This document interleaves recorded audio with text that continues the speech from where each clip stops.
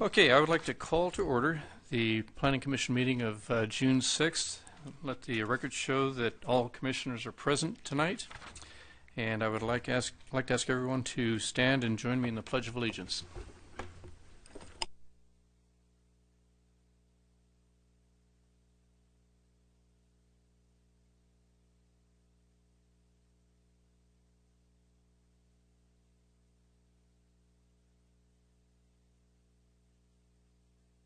Okay, thank you. You can be seated.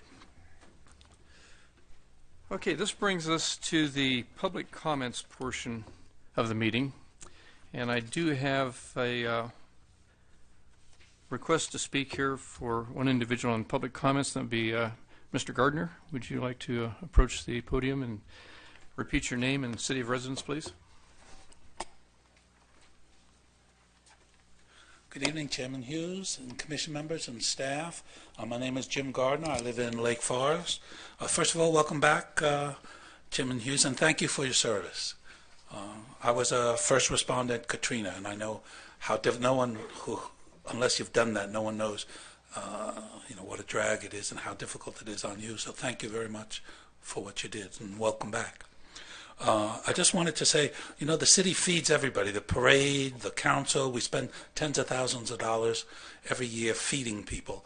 And the only people we don't feed are the people who come to commission meetings here in Parks and Recreation Committee. So I've been berating the council, and Adam Nick is going to introduce a motion at the next council meeting for them to help serve the public with some coffee and cookies and things like that at the next meeting.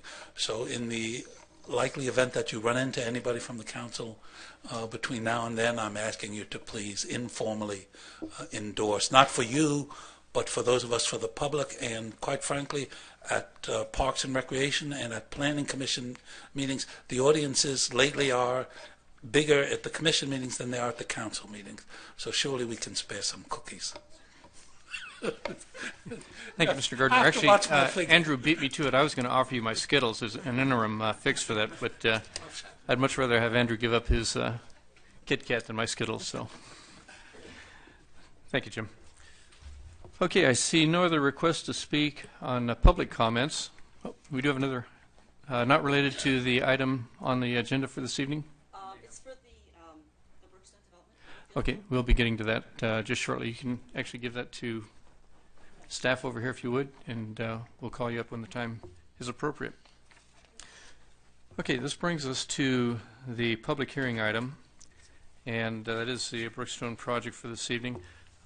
Before we move ahead, I would like to make it known that I was not present at the last meeting, although I have had an opportunity to review all the materials available to the Commission, and I have an understanding of what has transpired and what's before us here this evening, so I feel I'm fully qualified to move ahead and participate in the discussions and any actions that are taken here this evening. So with that, I'll turn it over to staff and see if staff would like to open up with any comments here this evening.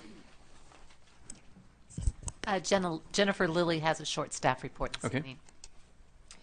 Good evening, Chairman Hughes, members of the Commission. Welcome back, Chairman Hughes. Before you this evening is a request that was adjourned from the regular meeting in May. The request is for a general plan amendment, zone change, tentative track map, site development permit, development agreement, and negative declaration. The request includes consideration of alternative development standards to address parking for the project. The project as submitted does not meet the parking standards as defined and prescribed by the code, so the applicant has the ability to request alternative development standards for the Planning Commission to consider. These standards can be approved if the Commission can find that the standards meet or exceed the benefit to the public. Staff has recommended a condition of approval requiring an additional 8 parking spaces to help bridge the gap with tandem parking.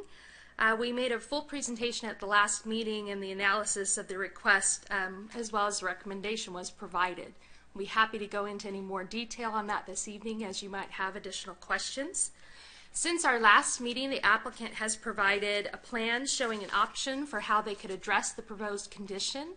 Although staff hasn't fully reviewed this plan to date, to ensure that it meets other requirements of the code. It does provide in concept how the applicant would be able to address the condition that staff has recommended should the commission determine that this is the appropriate action for the approval of this request. On the dais this evening, you have a salmon-colored packet that are letters in support of the application. In addition, you have a purple-colored packet that includes a signed petition opposing the project. We are available for any questions. We also have our environmental consultant in the audience should you have questions about the negative declaration or mitigation measures this evening. Great, thank you, Jennifer. Any questions of staff at this point? Seeing none of staff? Okay, I do have some, but I will reserve those comments till a little bit later. Let's see what we hear from the applicant in the audience. Okay. Okay, would the applicant like to address the commission this evening? If you would give us your name and city of residence, please.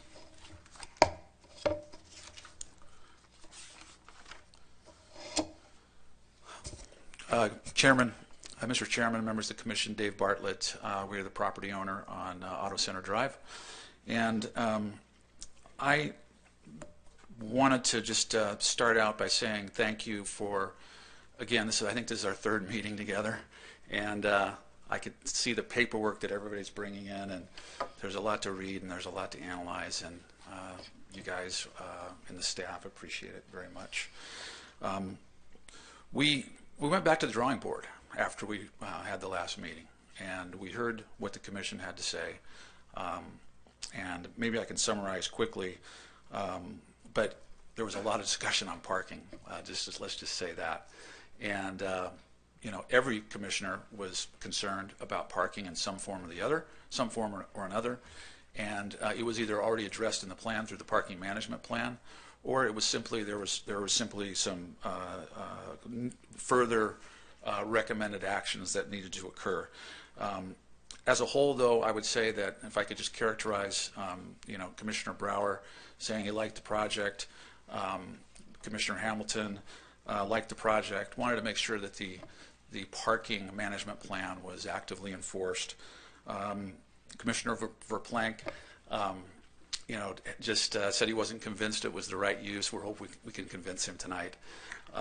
And Commissioner Zeichmeister, you know, you liked the project, liked the use, liked the residential portion, but you said that we were grossly underparked.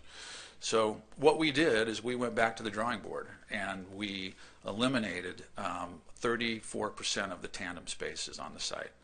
So that way, our tandem has been reduced from 130 to 86 spaces. So it's a 44 space reduction, and that in turn increases the side-by-side parking from 130 to 170. So we went to change the floor plans and provided for that revision. All the outside of the building stayed the same, so everything that was just done interior to make sure that we could get more side-by-side parking. Are we going to be able to eliminate all the tandem? That's just not what this proposal is about, but we were able to take as big a step as we could, I think, in the right direction. There was also a concern about you know, where the children are going to play besides the pool. So we've added a tot lot to the proposal as well, so that's now included. One of the commissioners asked for a architectural element to be added to one of the building elevations. That was also done. So we tried to address as many of the concerns as we could. I might just summarize. That takes the number of units down from 151 to 147 under the staff recommendation for approval. So that's how it all sort of sorts out in terms of units and then parking. So we are providing an option for the commission to consider that is consistent with the staff recommendation for approval. So we've got a staff recommendation for approval for those extra spaces. We've provided that as an option. We exceed the parking code in other areas. So if we wanted to go by a strict interpretation of the code, you would end up getting a parking plan that I think would be not as desirable as this plan. The parking code specifically allows for a deviation for more attainable housing, and this is exactly what this is about. So you get actually 2 covered garage spaces instead of 1 uncovered space and 1 covered space that don't have to be accessible directly from a garage. So we think it's a better solution. We're also exceeding the private open space requirement on the site significantly. We're exceeding the city common open space requirements significantly.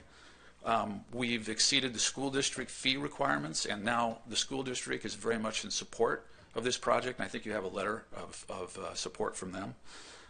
We're not asking for any variances, and probably the most important thing is there's no traffic impacts. There's not one intersection that is impacted as a result of the project, and that's in a 2030 condition. So that's with all the new projects, everything. So this, I think, is about as good as we can make it today, and we're willing to listen to the commission tonight, and we hope that we can answer the questions that are necessary to advance this to the City Council with the recommended staff approval and our consistent our agreement with that staff approval. So that's where we would like to go tonight, and if there's any questions, we can answer them, and we also have a few of our consultants here to answer questions as well. We appreciate your comments. Thank you very much. Thank you. And I trust you'll make yourself available if we have Sure. questions as we go through the process here this evening. Okay. Thank you very much. Okay. We have a number of requests to speak here. The first one that I have is Pat Bolter. Would you like to approach the podium, repeat your name, and give us your city of residence, please? Mr. Chairman, Commissioners, before Mr. Bolter addresses the Commission, just a quick point of procedure, if you don't mind. To make it clear to the audience and to the Commission, this is a regular adjourned meeting, which is a fairly rare occurrence for the Planning Commission. As such, this is essentially the same meeting that we held a week ago. It's simply adjourned. In a typical adjourned meeting, there is no legal requirement to take additional public testimony. We've chosen to do that tonight because there have been additions to the project. There have been changes to the project. As such, we would request that those individuals who want to address the Commission focus as much as possible on those project changes. If individuals had a chance to speak at the first portion of this adjourned meeting, we'd request that they limit their comments again to those changes to the project. And a reminder for the Commission and for the public that we do have a 3-minute limit on comments. There are a lot of people here tonight. I have children who like to see their dad now and then. So with that said, I think that's all that I have procedurally, and Mr. Bolter, feel free to comment. Thank you, Mel. I do appreciate that. And I did have that note sitting in front of me, and glad you could read it for me. Thank you. Good evening. Mr. You guys Bolter. are scaring me already here. I'm Pat Bolter with Mercedes-Benz of Foothill Ranch, 81 Auto Center Drive, and I'm here to show support. We're very supportive of the project for various reasons.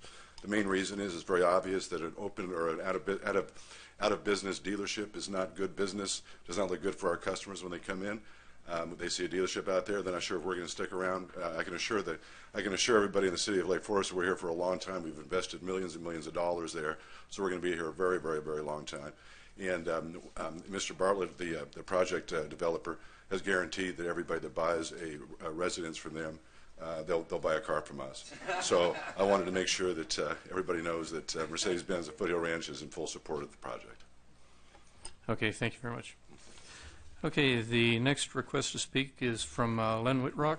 Len, if you would approach the podium and repeat your name and give us the city of residence.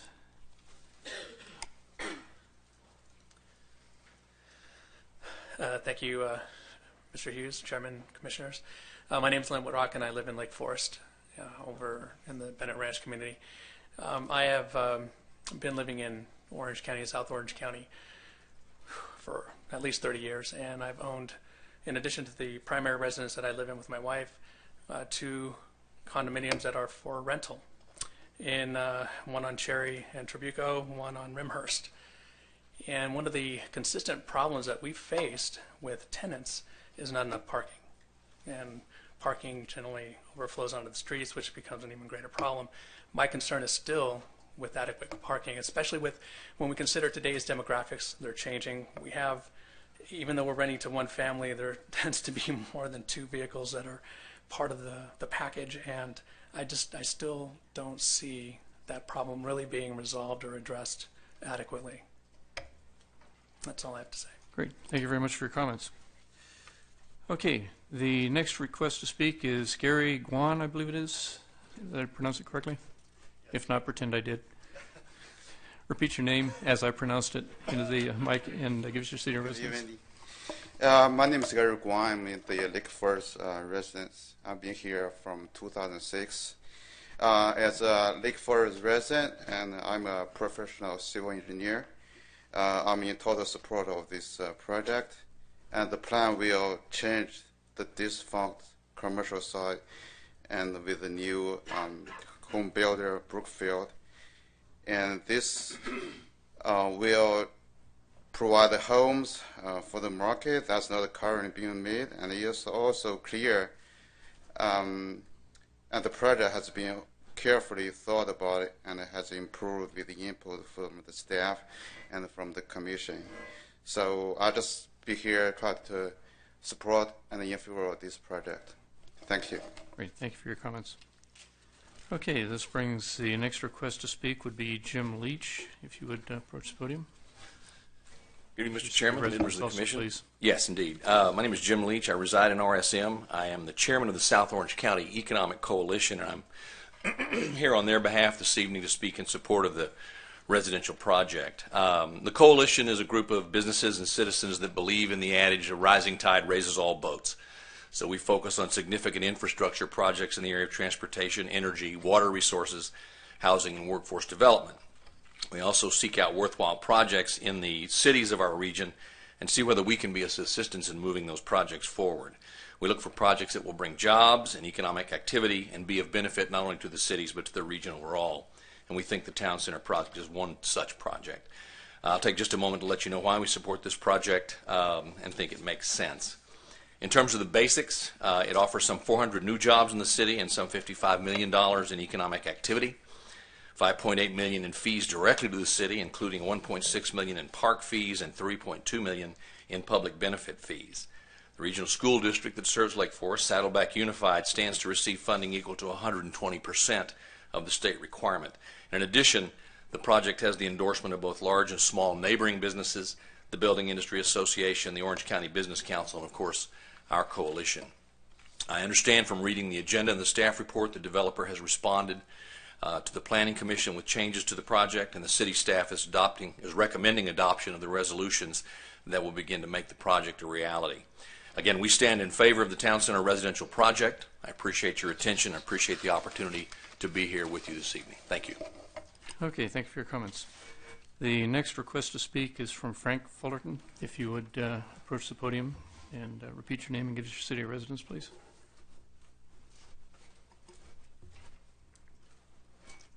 Good evening, Commissioners. My name is Frank Fullerton. I'm a resident of Lake Forest. I've lived here since 1977. I've been here before, and Lake Forest only traveled to Trabuco Road, so I'm very familiar with what's happened towards the foothills. I have watched Lake Forest growth since its inception. For the most part, I've been very pleased with what you've done and what you've directed to do. I am here this evening because I am concerned that some of the Planning Commission is being somewhat short-sighted in its review of the proposed town center development. The land in question, which used to house the GMC Buick dealership, is currently an eyesore to the surrounding community. I've eaten breakfast, lunch, and dinner in the establishments that are adjacent to it. And every time I do so, I'm still amazed to see this parcel of land still sits vacant and resembles sections along Anaheim Boulevard that also were once thriving auto establishments that have been vacated, neglected, and appear to be forgotten. Recent commissioners' comments about waiting to see how the development that has been approved pan out seem unjustified and somewhat, in this case, how long do we want to wait? Infill lots such as this proposed development in an already established neighborhood offer prospective homeowners a ready-made community as well as a close proximity to places of work, shopping, schools, and entertainment venues. Lake Forest needs to provide the opportunity for attainable and affordable housing for our younger generation, like it did for me and my family when I first moved here in 1977. I strongly recommend that the Planning Commission approve the proposed development for the Town Center residential neighborhood. Thank you. Thank you for your comments. Okay, this brings us to Marsha Rudolph. Marsha, there probably is no need for an introduction, but if you would repeat your name and your city of residence. Good evening. It's kind of nice to go to the Planning Commission because I sort of cut my teeth on going to planning issues with the county before we became a city. And of course on the city council we're not allowed to go because we want to make sure we can vote with a clear conscience on anything that comes before the council. So it's kind of nice to be here and good to see Mr. Hughes.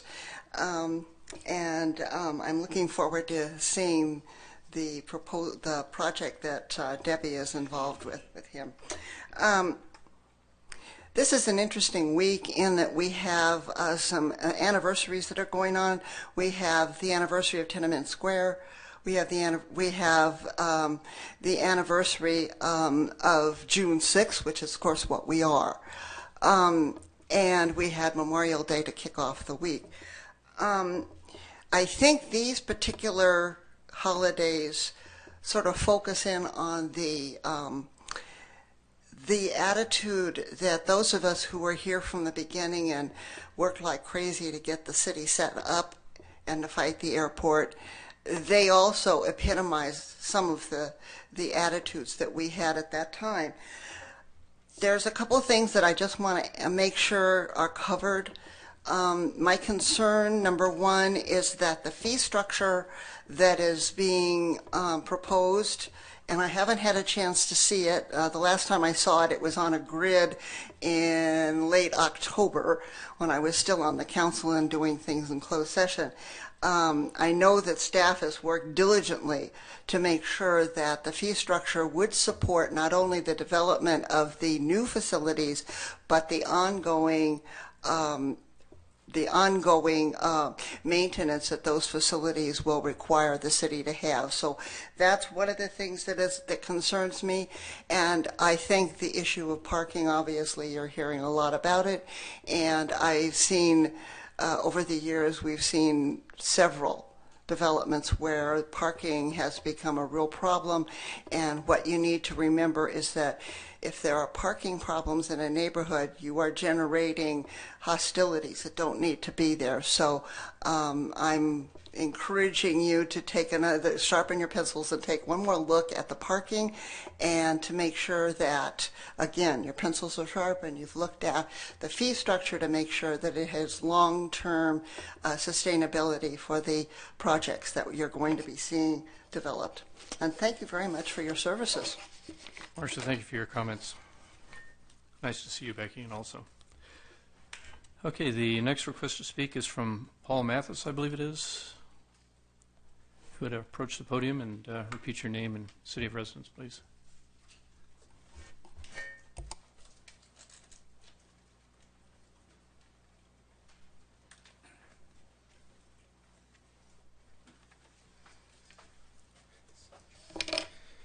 Good evening, Chairman Hughes, members of the council, or commission. I'm here tonight in opposition to the project. If you would just repeat your name and city of residence, please. I apologize. My name is Paul Mathias. I live in Foothill Ranch. I've lived there since 1994. I did mention, first I'd like to just point a disagreement. I reviewed my notes, and this was originally billed as a special meeting, so I just wanted that to be on the record. Tonight, I oppose the project, specifically the modifications to the parking.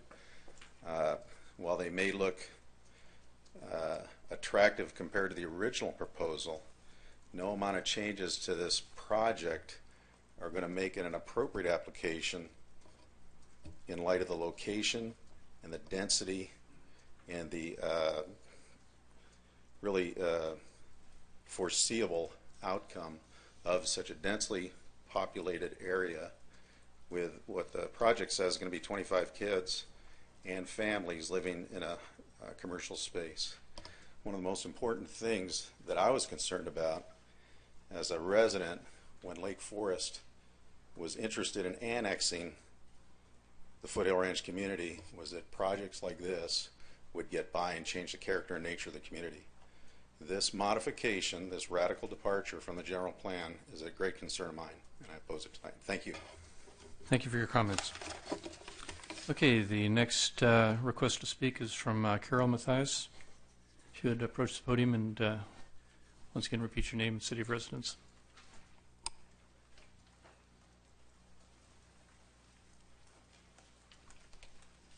Good evening, ladies, gentlemen. My name is Carol Mathias. I've been a resident of Foothill Ranch for 19 years. I am here in opposition to the project that is being proposed as item number 1. I don't know if it's appropriate, but I have some photos that I took last Friday when I was down there visiting the dentist. And there exists a terrible parking problem right now. The entire street is marked no parking at any time, and yet it's filled with cars. So I don't see how adding 147 new condo units is going to substantially assist the situation down there. Changing the general plan, varying from the existing parking code, more or less bending the rules that exist as they are today in order to force this development, I don't think is a good idea. And I wonder, is there any way to submit these for the record? Or thank you.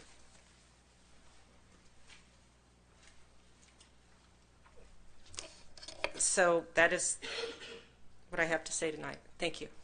Thank you, Carol. We appreciate the comments. Okay, the next request to speak is Derek Barber. If you would approach the podium and once again, repeat your name and city of residence. Good evening, Chairman Hughes, commissioners, staff. My name is Derek Barber. I'm with Brookfield Homes. I'm from Corona Mar. I come tonight just to reiterate some comments from a couple of HOA management letters that hopefully you received from Merit and Action Property Management. These are two of the largest property managers in the business. And I would call them the experts in property management and HOA management. The reason I wanted to reiterate their comments is they deal with tandem all the time. And on my side of the business, I'm usually the guy sitting on the board in the community startup. So I have to listen to any issues that happen in the community. I actively manage about 5 different HOA boards right now. I've been on probably 2 dozen before that. These other HOA companies have been around for 35 years, probably 200, 300 communities that they have under active management right now, many of them with tandem. And they basically support 2 policies to make sure tandem works. Is a strict parking policy, which we've presented and developed with the staff, as well as strict enforcement by the board themselves. So that would be me and future homeowners. It's all about setting expectations, and when buyers come in, they're presented these rules and they understand the rules, and it's them as well as me enforcing those rules. And when the policy is enforced properly, parking issues are avoided. And I'd just like to bring your attention back to those letters, because I think if parking was a question or tandem parking was a question, you want to listen to the experts, and I would call them experts in this situation. Thank you. Thank you for your comments. Okay, the next request to speak is from Tim Morissetti, I believe it is. If you would approach the podium and give us your name and city of residence once again. I've got a display here. Can I pull it over? Sure.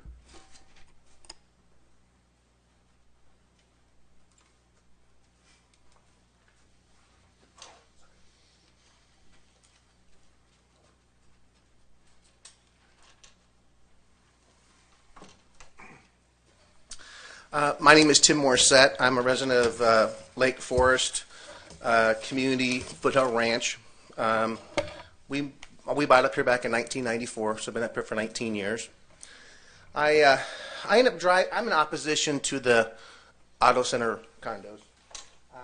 I ended up driving over to their colony project, which I believe is similar to what they want to put over here in the auto center. And my concern is the tandems. Even I believe there should be 0 tandems. Now, when you pull into, this is the alleyway where everybody parks.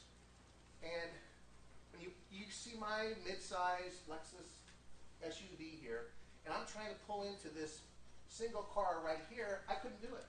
You can't, not unless you have like a Cooper or a Prius or a motorcycle or something. I don't know how people pull into here and pull into their driveway. Because you got a planet right here, you can't make that turn. So not only do you have a parking garage that's not functional,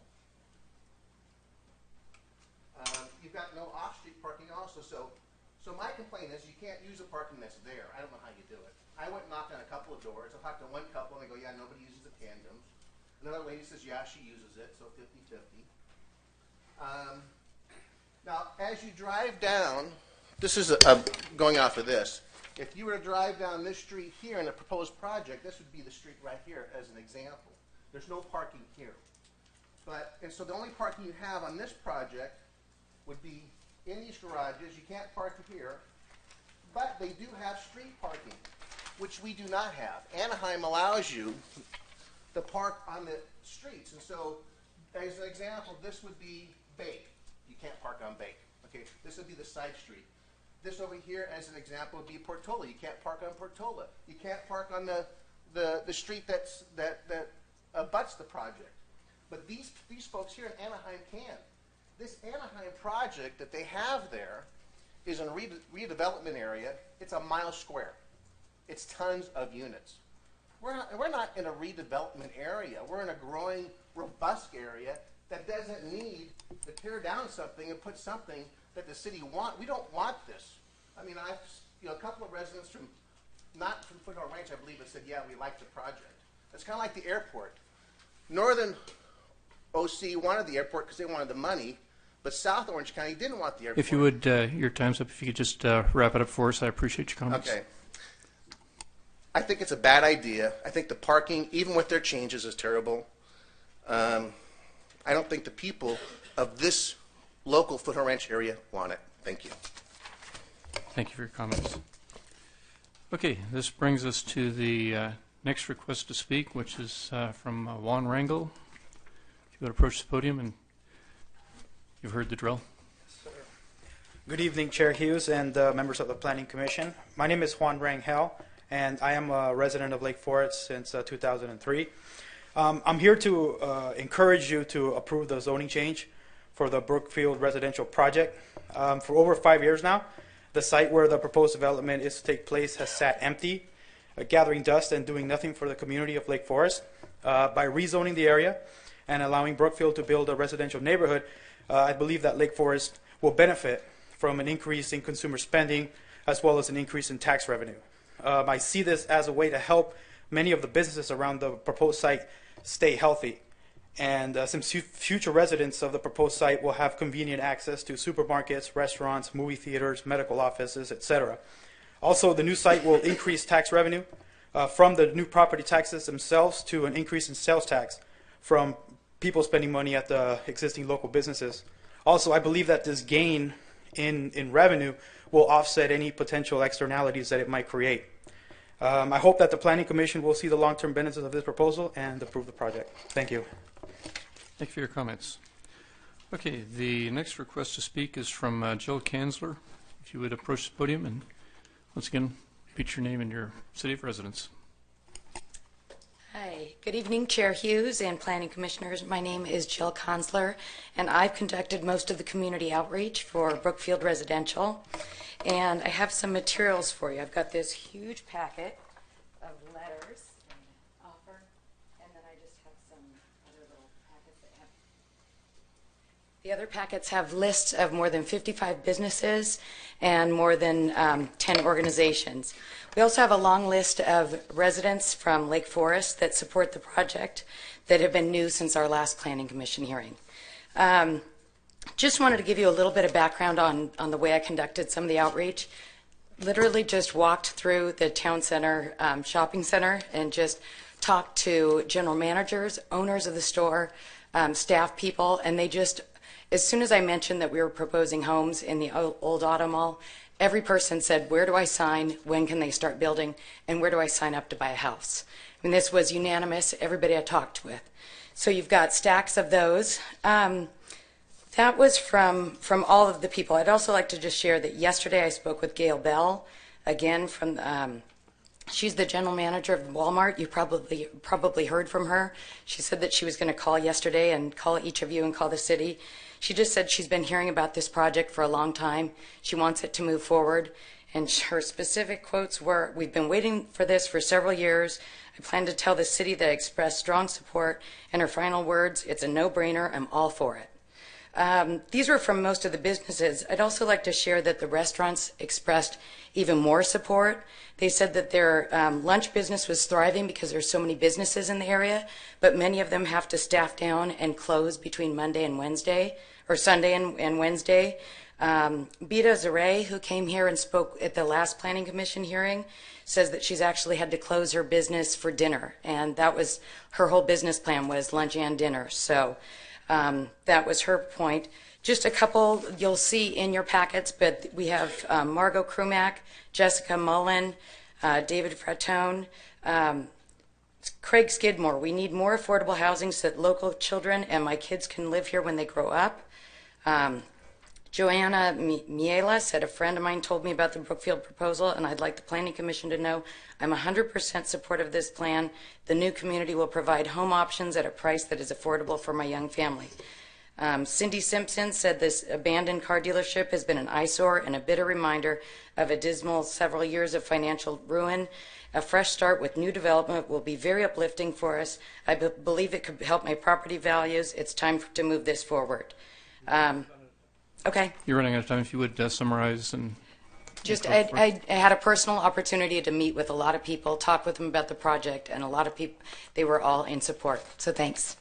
Okay, and I think we do have one of the commissioners would like to ask a question of you. If you would give us a second, Joel.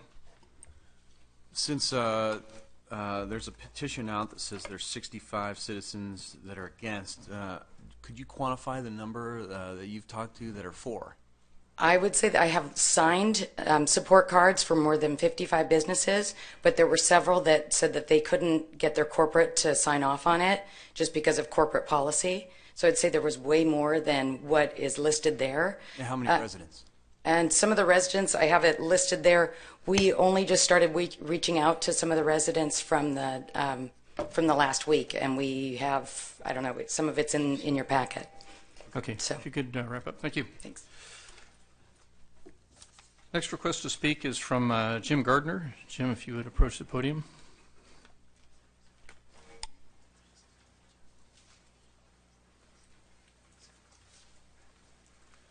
Good evening once more. My name is Jim Gardner. I live in Lake Forest. I spoke at the last meeting about the plan itself, and I spent a lot of time on tandem parking. Tonight I won't repeat myself. I want to talk about whether or not it should happen at all.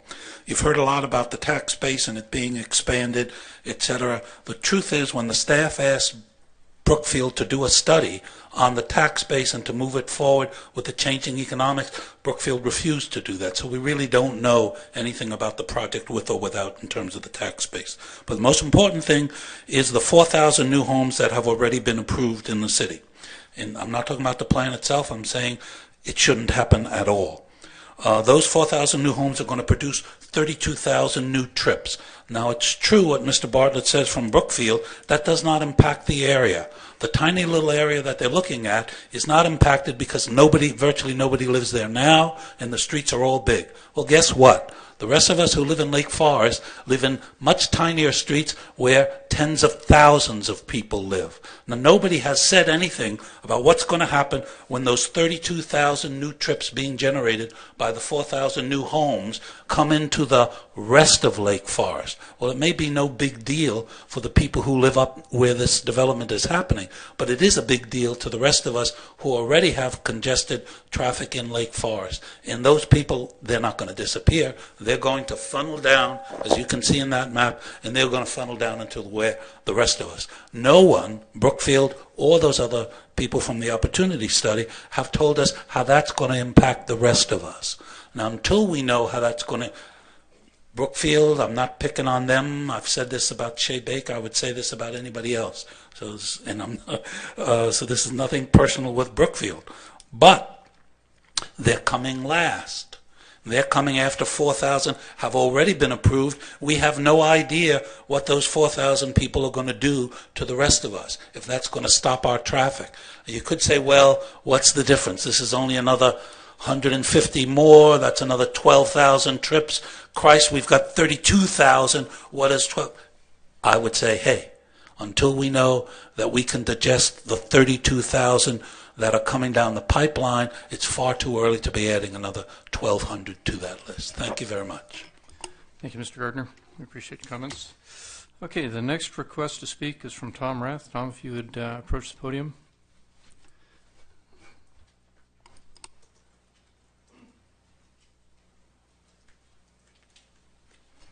Good evening. My name is Tom Rath. I am a Lake Forest resident, and I support the rezoning and town center residential project. The parcels have been sitting vacant for quite a while now, and it's time that something happens and things move on. It will create jobs, economic growth, affordable housing, and it will help with the tax bases and sales tax. Therefore, being brief, the project will transform an unproductive site into a new infill community. Thank you. Thank you for your comments. Okay, the next request to speak for him is from Susan Springer. If you would approach the podium.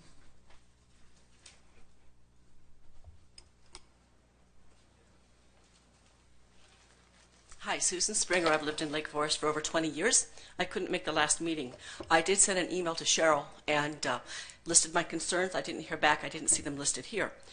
I've toured the Anaheim property twice, and I hope all of you have been up there too to walk through, look at the units, which are well done, and to look at the parking and the problems with the garages. One car only can go down the alleyway at a time. I counted the garages. I see 22 cars coming out at the same time in the mornings. Okay, it's very tight, very congested. I also question, I don't think a truck or an SUV could fit down that alley and make a turn into a garage. I am for the 2-bedroom, 2-bath plan, so I'm going to speak to that as well. I have questions about the soundproofing. There's the impact soundproofing and the airborne soundproofing, because the 3-bedroom condo above the 2-bedroom has about a 3-foot crawl space where the heater is. I'm concerned about water dripping in there and also the sound, because they're not carpeted, they're tiled. And if you have 6 women living in a 3-bedroom, you're going to have 6 clickety-clickety-clickety heels going on top of you, okay? So I would like everyone here to go up and actually tour that property and get a good feel for it. I would also say limit the number of dogs. 3 dogs per unit is too much noise, too much mess. And when I look at the numbers in this packet, table 1, they're increasing the number of 3-bedroom units. So I see it as more parking problems, because you're talking about up to 6 people, 2 per bedroom. That's 6 cars. So I think you need to take another look at these numbers and who would be living, what could the maximums be, because I think it's going to be a lot more traffic than proposed by reducing the number of 2-bedroom and increasing the number of 3-bedroom. And my final comment would be, I would like to see it be for 55 and over. Age 55 and over, you would have more couples, maybe 2 people, 1 car, more people willing to use the bus. So I hope that can be thrown into the mix as well. Thank you. Thank you, Susan. We appreciate your comments. Okay, this brings us to the next request to speak, which is from Jeff Evans. If you would approach the podium and repeat your name and give us your city of residence, please.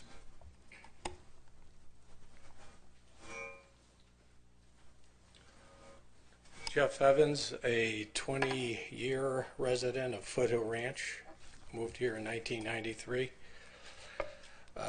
I just want to thank Mr. Hughes for what he did in Oklahoma during that disaster. And some of my concerns, again, are the children's safety crossing Portola and Bake. And they're going to have to make way to the elementary school. You're going to have crossing guards, and there's going to be some safety issues for those children. Already on that project, when they build there, you're going to have external obsolescence with the noise of those two major thoroughfares. There's going to be a lot of traffic. Mr. Gardner took all my thunder. After those 4,000 homes are built, I wonder, I'm thinking out loud, I wonder if those vacant lots will be now very desirable for retail or commercial property. We don't know yet. That's in the future. But it was master planned. I have paid Mello-Roos for 20 years to build that infrastructure. I didn't pay Mello-Roos to have a development company ramrod a residential development overnight, period. I'm opposed of it. I think you guys should take your time. You can postpone it for a few years, see the impact of the traffic and all the other stuff. I guarantee you, every one of you guys, the Mervyn's building will be leased out once those houses are built. I've been an appraiser for 27 years. Already, I see negative impact with that residential project in the middle of a commercial zone, period. Done.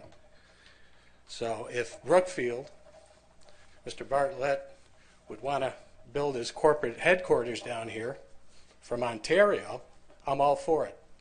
Build a nice office building, that'd be great. So anyhow, I'm very, very opposed to that project. You could wait, be prudent. Right now it's extreme. Be very prudent, see what the impact is. Then if there's nothing and nobody wants to build on those commercial lots, then let him have his project, but not right now. Thank you. Thank you for your comments. We appreciate them. Okay, the next request to speak is from Barbara Taylor. If you would approach the podium.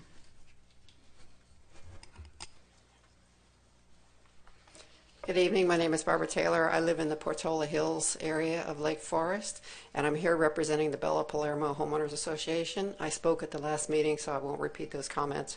I did have a chance to look very quickly at the proposed changes to the parking, and I don't see a major improvement. You don't have enough guest parking. The tandem parking is still a problem. You're trying to squeeze a parking code that's already not very good, and I look at our development. We have about the same ratios. We have a few more condos, but about the same ratios of parking. We have a terrible problem with parking. We have residents complaining about it all the time. If you have to enforce parking every day and the residents have to be worrying about parking all the time, it doesn't set up a good situation for anybody.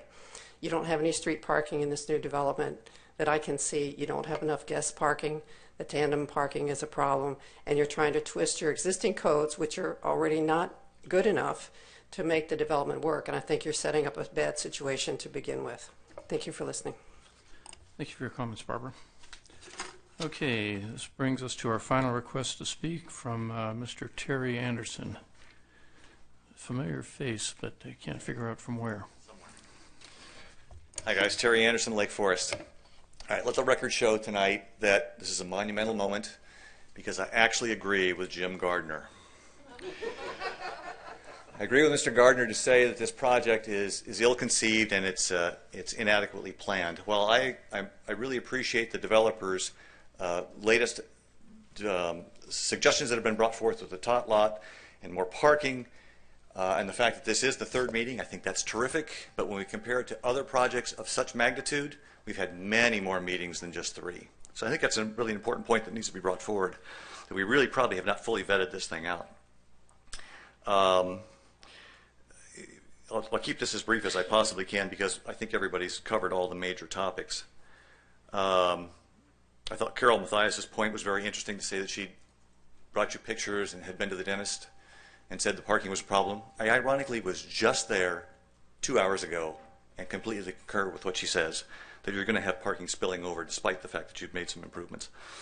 For the developer to say that he's not asking for any variances, I find to be a little disingenuous because he's asking for a general plan change, a zone change, and a change of parking style that we've never had in this community, which, as I said at the last meeting, is a far-reaching thing that we're introducing into our community, and I think you need to take with a great deal of heart, because I don't think you really want to go there. Talking about the free market. Let the buyers decide. Let the buyers rule what they want. I think you also have to look at this and say the developer knew what he was buying when he bought that property. He knew what the rules were when he bought the property. Now he's coming to you asking for something different. It's okay to ask for the buyers to make the change? I disagree. And lastly, talking about support, I certainly appreciate the fact that all of our businesses want this desperately. But I appreciate Mr. Hamilton pointing out that in a very brief period of time, a small group of residents put together a petition and raised 65 signatures in opposition to this project. That was without any real time put to it, considering the 2 years that the developer has put raising the business support that they developed. So, in conclusion, I'm in opposition to what I see here. Thank you, gentlemen. Thank you for your comments, Terry. Okay, that brings us to the conclusion of the public comments that we have before us here this evening. So I'd like to bring it back up before the commission here, and I'd like to ask if any of the commissioners would like to start off with some comments. Would you like to lead off? Charles, go ahead. All right. Well, first I'd like to say thank you to you, Commissioner Hughes. It's the first time on the record since you've been back. I also went and helped rebuild homes after Katrina, and you know, I'm proud to be associated with the fact that you're, 2 seats away from me. I'm impressed, to say the least. It takes a lot to go in there and do that, and I did it at a time when I was unemployed and didn't have children yet and didn't have life to deal with, and I can't imagine trying to put all that aside now to do what you did, so kudos. Moving on to just some observations. First, I haven't hidden the fact from anybody that I like this project. I've liked it from the beginning. I'm not a big fan of tandem parking. I agree that it probably should be counted as 1 point something instead of 2, because there is a percentage of people who won't use that second space. I get that, and so I'll just put that out there. This particular developer, in my limited context, frame of reference, has gone above and beyond. I mean, they've met everything we've asked. They've come back with changes. They've given up profitable units in order to keep the low-income housing units in. They've made the changes we've asked. I just, like I said, I like this particular project from the beginning, and that hasn't changed. Specifically, to just briefly address a couple of things that came up in tonight's comments. The gentleman from Bennett Ranch, and I apologize, I didn't write your name down quickly enough, and I don't remember it. But I live in Cedar Glen condominiums. I know exactly of what you speak. I know that we, as condominium project, much more dense than the one in question here, first of all, we absolutely do create problems parking-wise for our neighbors in Bennett Ranch. There's no doubt that that's the case, especially, I mean, every couple of years when we do a slurry seal, it's ridiculous. I mean, I think I might have parked in your driveway one night without realizing it was your driveway. I mean, but it's, but that said, this is a very different project in that it's unique location-wise. All of the comments I've heard regarding parking and how overflow parking on the streets doesn't work and it causes problems, I agree with in the traditional setting of homes surrounding homes. In this project, we've got, and people have pointed it out in both their pros and cons, we've got Baked Parkway on one side. Nobody's going to park there. We've got Portola on one side. Nobody's going to park there. We've got, light industrial on the other side of Portola before you get into single family and mixed use high density again. And so, people aren't likely to park way up that hill and hike down half-mile to their condo when they have to cross Portola carrying groceries. Again, not likely to happen. So if there is an overflow parking issue, and I'm willing to concede that it's likely down the road at some point, there will be. The two places I see it going are into the surrounding commercial parking lots, but the surrounding commercial businesses have said, we don't mind. We kind of like the idea of somebody parking in there at night, because when they go out to their car in the morning and they realize, oh, there's a dry cleaner right there, and oh, there's a breakfast place right there, and the business owners are fine with that. The typical residential parking is overnight, and the commercial parking is during the day, so they don't conflict with each other, in my opinion. Secondarily, actually, Carol Matthias, I haven't seen in years, but it was nice to see you tonight. I'm going to look to some of her pictures to kind of actually reinforce my point. I mean, this picture, for whoever can see it, is of a business parking lot. It's clearly, I would guess, middle of the day, probably a lunch rush going on, a lot of people in there buying lunch, exactly what we would hope would happen.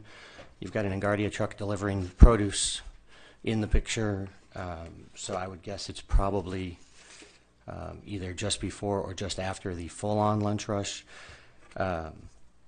I work in the restaurant business, and typically small mom-and-pop restaurants especially are not going to accept deliveries during their peak times. They don't have the ability to deal with it.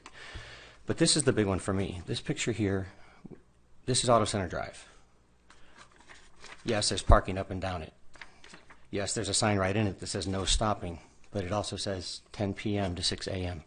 The rule isn't no parking on Auto Center Drive. The rule is no overnight parking on Auto Center Drive. So first of all, this picture doesn't actually point out any problem to me. But that aside, if you look at that picture and you look at the other picture of Auto Center Drive, those are ridiculously wide streets compared to most residential neighborhoods. If we go back to an example that was given at the previous session of what happens with guest parking when there's a Super Bowl party and 4 different units want to have a Super Bowl party.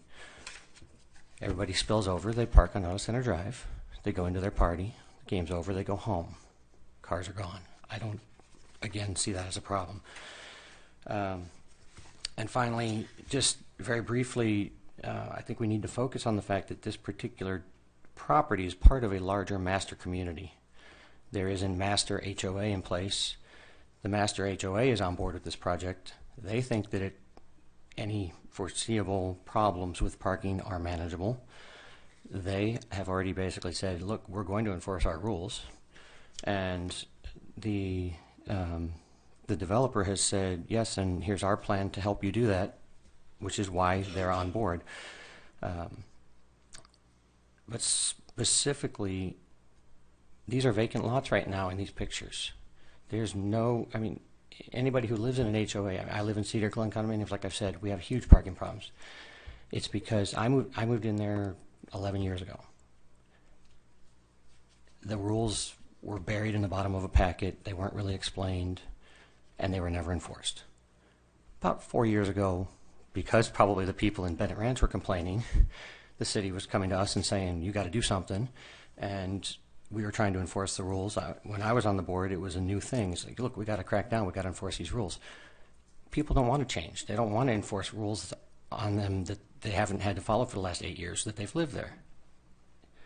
This is a plan that has been offered to us that says right from the beginning, we get it and we're going to enforce it from the beginning with professional management. And secondarily, it is the association. There was the gentleman who serves on the boards from Brookfield that spoke.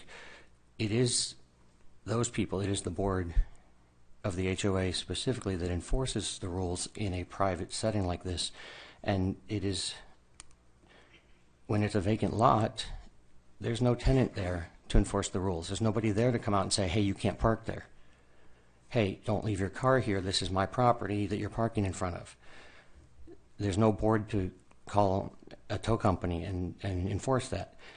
The surrounding businesses have no incentive because they've got great overflow parking. that nobody cares about right now because it's an empty lot.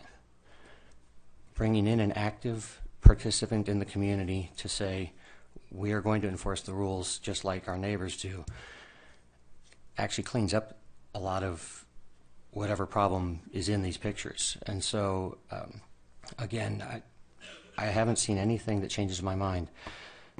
And then,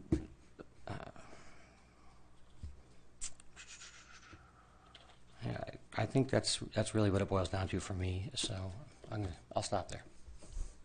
Great, thank you for your comments, Charles. We appreciate it. Anybody else would like to make some comments? Jerry. I have sort of a comment question pertaining to the parking. And I'm going to direct this at staff to begin with.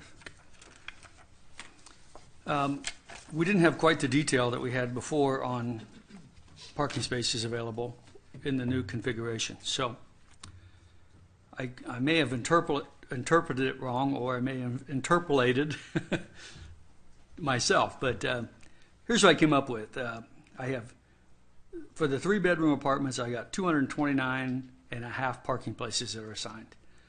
The 2-bedroom tandems is really 43 by our current city code. They don't count as 2. And from what I could gather, there's 9 more outside in the parking lot someplace that are associated with those 2 bedrooms. And then there's 36 parking spaces for the 1 bedrooms.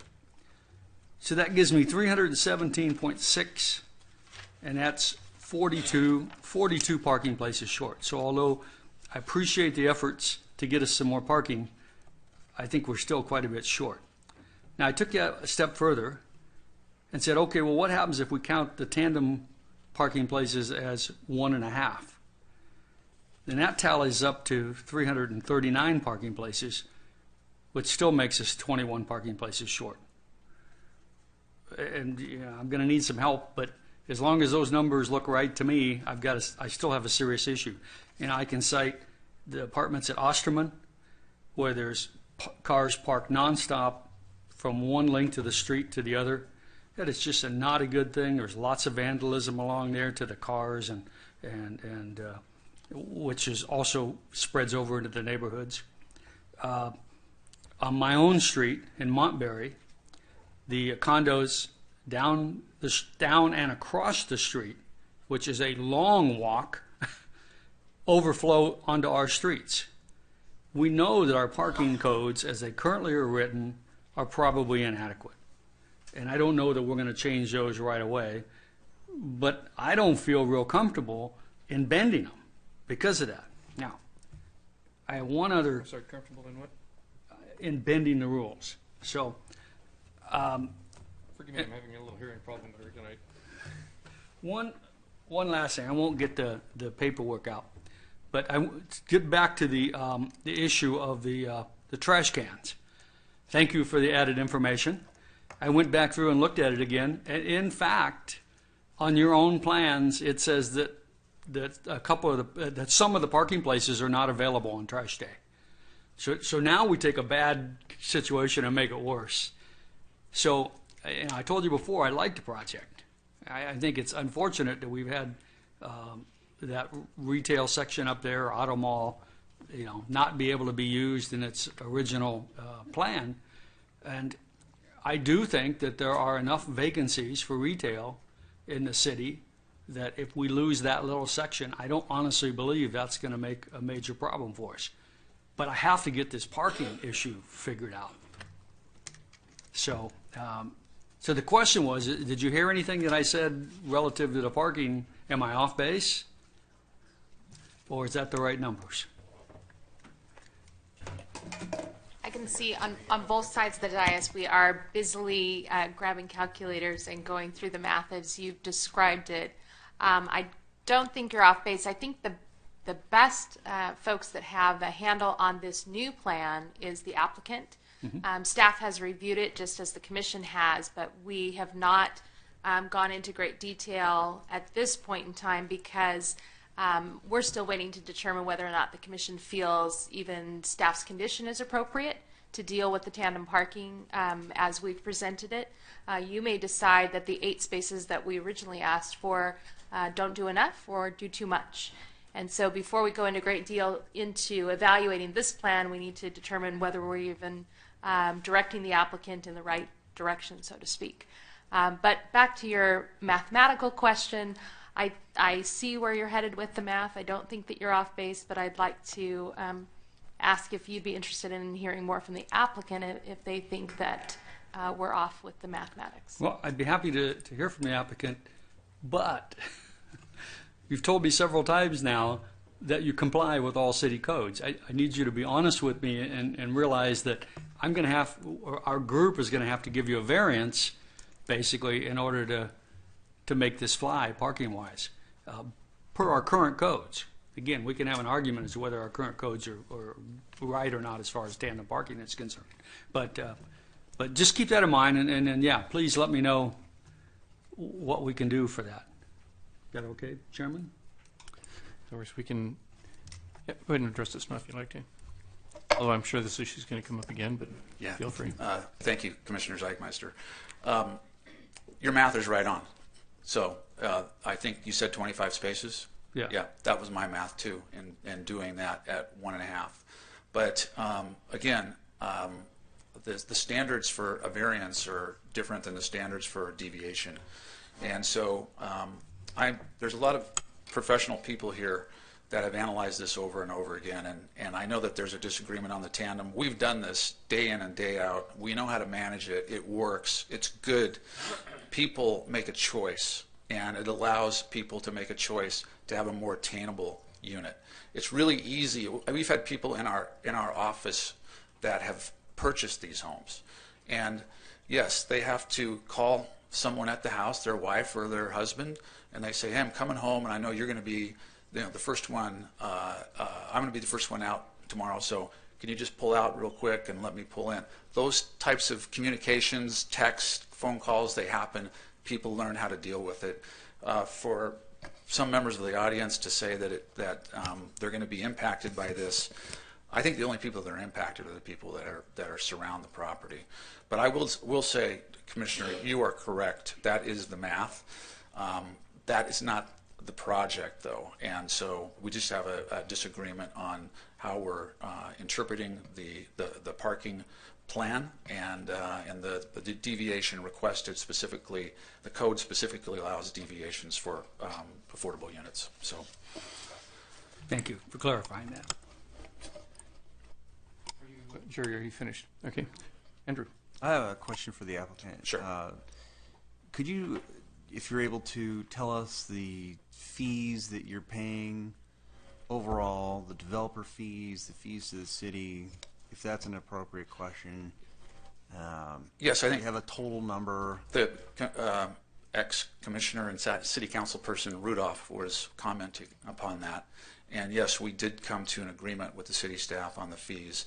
It's approximately $5.8 million total, 1.6 to parks, and it's probably 6 or 7 times the amount that can legally be charged by law. So it's a good deal for the city. It's a good deal for the school district, and it's a good deal to get this property back on a tax roll. So, thank you. Mm-hmm. Jerry. Andrew, are you finished? Or? Yes, I'll start into my comments. Again, I took notes during the meeting. Wanted to thank everybody for their comments. I support this project, and my position I think has been maybe summarized as being business friendly, but I think it actually is rule friendly. The rules for the parking have been established, and if we had, say, residents coming to the city and wanted to get a permit to add on to their house, I'm sure you wouldn't, none of us, the residents of the city, would like to have the rules changed halfway. Maybe a new requirement gets added, or approved colors change. I know those are HOA type things. Approved materials would be revised. I don't think that doesn't seem really fair. So to me, this is argument about rules, and I think this applies to both residents and businesses. As I've tried saying in the last meeting, this is being abiding by the rules is being both business and resident friendly. There's no surprises and changes. Everyone's treated fairly. So everyone is talking about this parking issue, and I'm just going to go out and say it here. The previous planning commission, the tenure was between 6 to 20 years, and so we keep complaining about the parking issues.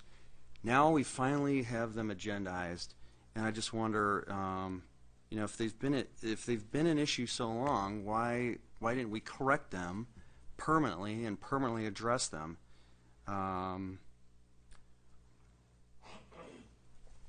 In the past, were the commission, this is a rhetorical question, did the commission always invite someone back to a second round to address the parking issues? I think we should address them up front once and for all.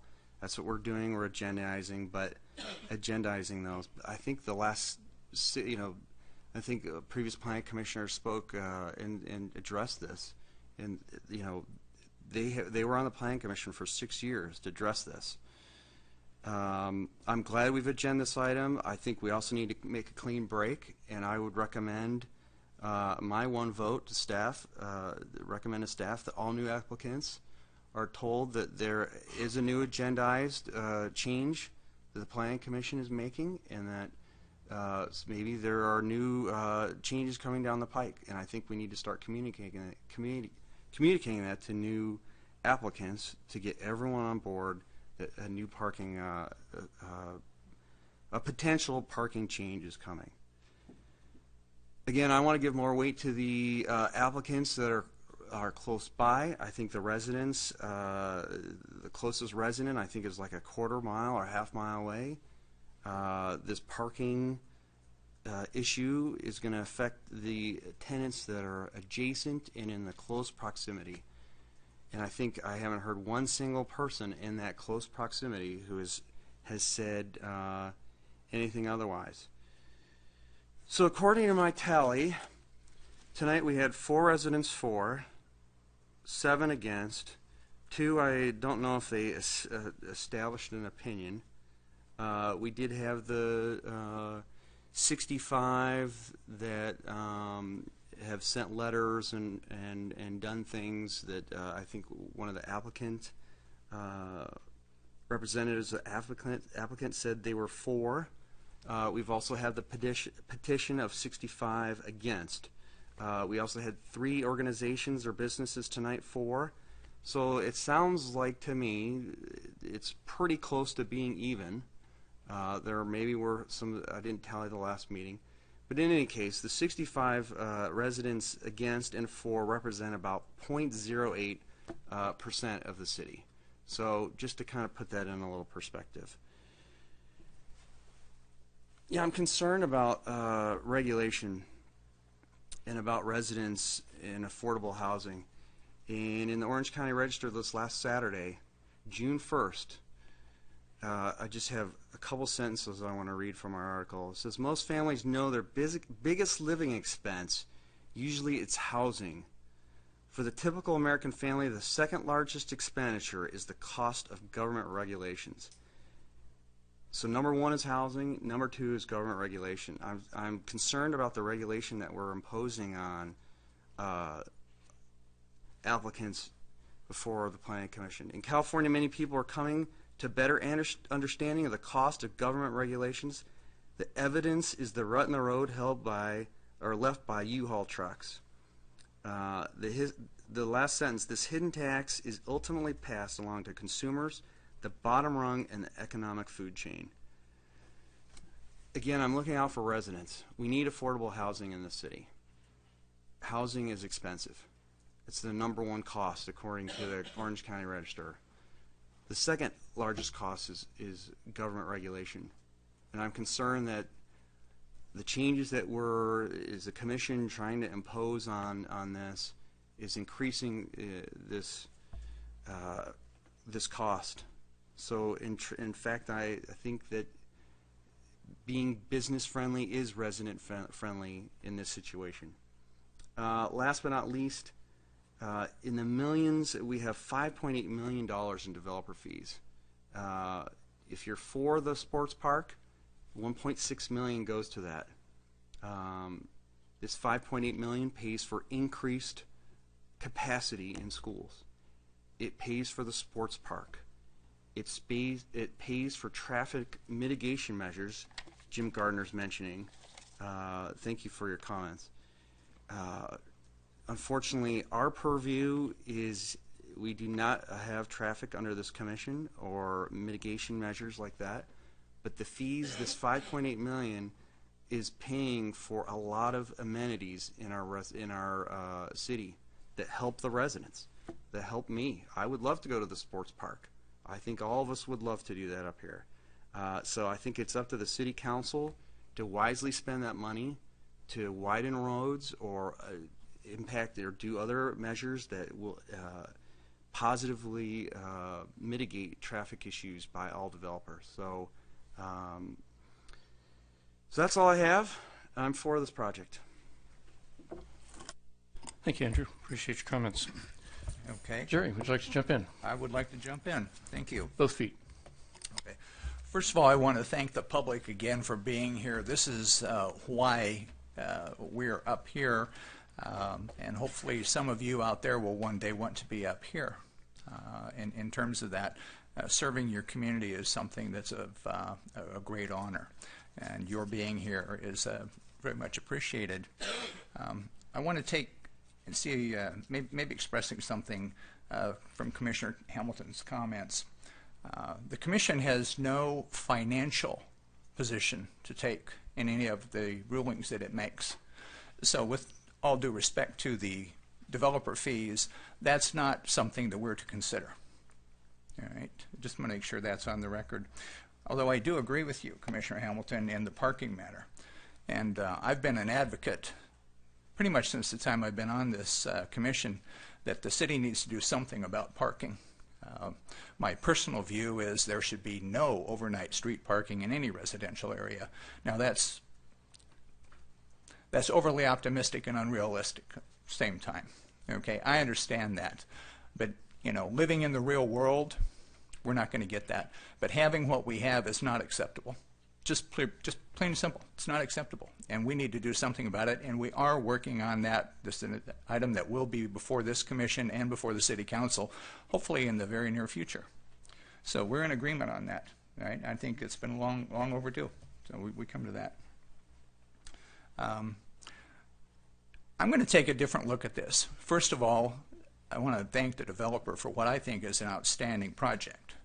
And I think you've worked very hard. I was completely amazed at how quickly you came back with things from our last meeting. That being said, I think it's a great project, but not here, not in this area. You know, my concerns are multiple. One is that there's been no, in my understanding, no demonstrated need for this additional housing, considering all the other housing that's approved to come into this city over the next 5 to 8 years. I just don't see the need. Right? And I think we walk a very, very fine line when we're talking about changing this commercial to a residential zoning in this particular area. I mean, the city council has a huge, huge responsibility on this. So I'm not really comfortable with that. And I took the time to go back and take a look at a couple of items that occurred with the city council. One is in December 18th of 2012. And in the discussion and action items, that evening, Brookfield had a presentation, the status of their proposed, as well as TrueMark's projects on there. They gave their reports to staff. They outlined things. Some members of the public spoke. And the council received those verbal comments.